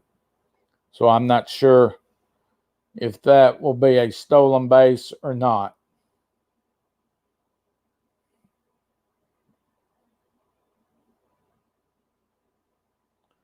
All right, here's the pitch to Riley. Inside at 93, high and inside at 93 miles an hour. And the count now is 1 ball and 2 strikes to Austin Riley. Runners on second and third.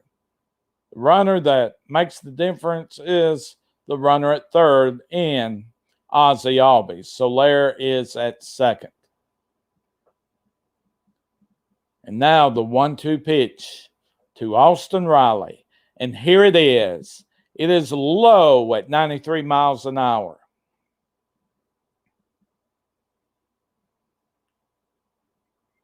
The count now is 2 balls and 2 strikes. They do not give Soler a stolen base, and they call it defensive indifference. So no stolen base. Now here's the 2-2 pitch to Austin Riley. Here it is. He swings on and fouls it off to stay alive on the 81-mile-an-hour off-speed pitch inside. Count remains at 2 balls and 2 strikes for Austin Riley, the third baseman for the Atlanta Braves.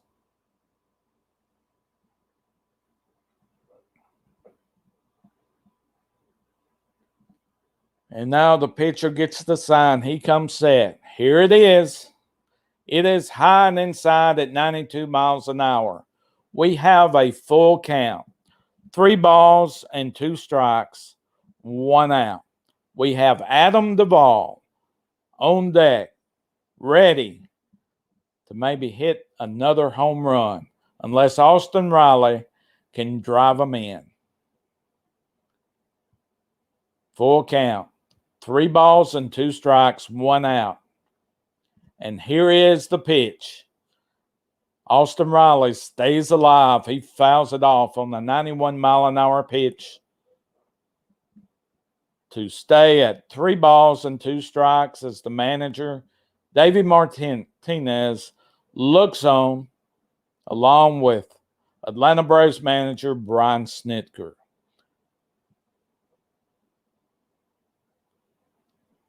Now Serrero is going to throw his 29th pitch. Here it is. Austin Riley stays alive again on the 94-mile-an-hour pitch again. He fouls it off. The count remains full at 3 balls and 2 strikes. As Ozzie Albies takes his lead off third base, along with Soler at second. They just need for Ozzie Albies to score to give the Braves the win. Here's the pitch. It hits Austin Riley in the back. Austin Riley is not happy.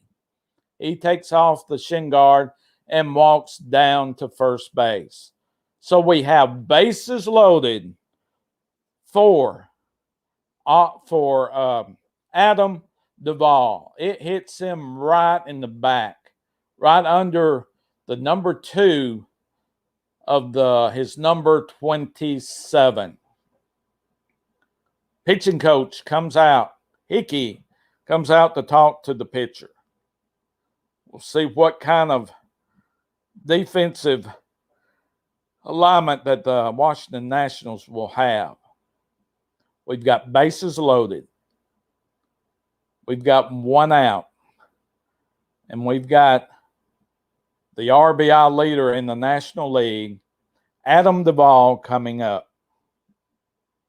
He is 1 for 4 on the evening.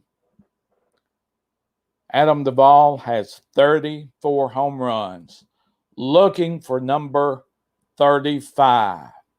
The Braves fans have their rally caps going. The tomahawk chop is going. And Adam Duvall is stepping in to the batter's box. It's bases loaded. And here's the first pitch to Adam Duvall. A foul ball, just missed getting a base hit. He was right on line. A foul ball on a 92-mile-an-hour pitch. Adam Duvall hit a home run in the 8th inning, and Freddie Freeman did the same. The lineup, the infield, they have the third, short, and second base on the third base side, the left field side. Low and outside at 93 miles an hour. To even the count, 1 ball and 1 strike. First baseman is the only one on the right side of the infield. They've got 3 on the left side of the infield. And it looks like they are playing in. They're not. It's 1 ball, 1 strike. Bases loaded, 1 out. Here's the 1-1 pitch. He steps off. The pitcher, Serrero, steps off. He has thrown 32 pitches between last inning and this inning.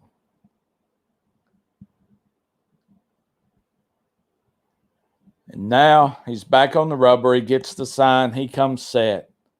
And here is the 1-1 pitch. Adam Duvall fouls it off. A 93-mile-an-hour pitch.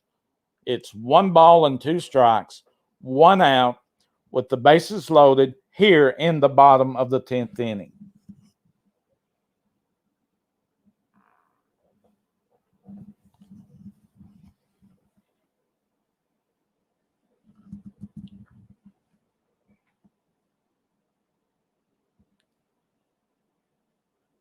And as the Washington pitcher gets the sign, here's the 1-2 pitch. He foul tips it into the catcher's glove for the second out of the inning, a strikeout on Adam Duvall. He tips it. but the catcher hangs on for out number 2. So let's see how the Nationals have their infield. Will they still play in? I'm assuming they will play back. Jock Peterson is now the batter for the Atlanta Braves with the bases loaded and 2 outs. Here's the pitch. He fouls it off on the 91-mile-an-hour pitch for strike number 1. Jock Peterson is 1 for 4 on the evening. What a game. It's tied 6-6 here in the bottom of the 10th inning. The Braves have bases loaded, 2 outs. Jock Peterson has an 0-1 count. And here is the 0-1 pitch. And a liner. And it will fall, and the Atlanta Braves have won in 10 innings, 7-6. Jock Peterson goes with the pitch and hits a single between the left fielder and the center fielder to give the Atlanta Braves the 7-6 win to win the series against the Washington Nationals. They are hugging and celebrating with Jock Peterson. Remember, Jock Peterson originally this year started with the Chicago Cubs, was traded after Ronald Acuna Jr. went down with a season-ending injury. He comes and has a walk-off for your Atlanta Braves. Now the Braves have a 3.5-game lead on the Phillies and a 5-game lead on the Mets. So the final score is the Atlanta Braves 7, the Washington Nationals 6. The winning pitcher for your Atlanta Braves is Jacob Webb. The losing pitcher is Serrero. Webb is now 3-2. Serrero is 2-3. The Atlanta Braves had 5 home runs on the game, all solo home runs. 2 by Voit, 1 by Soler, 1 by Adam Duvall, 1 by Freddie Freeman. So Braves fans can celebrate. The Atlanta Braves win in extra innings 7-6.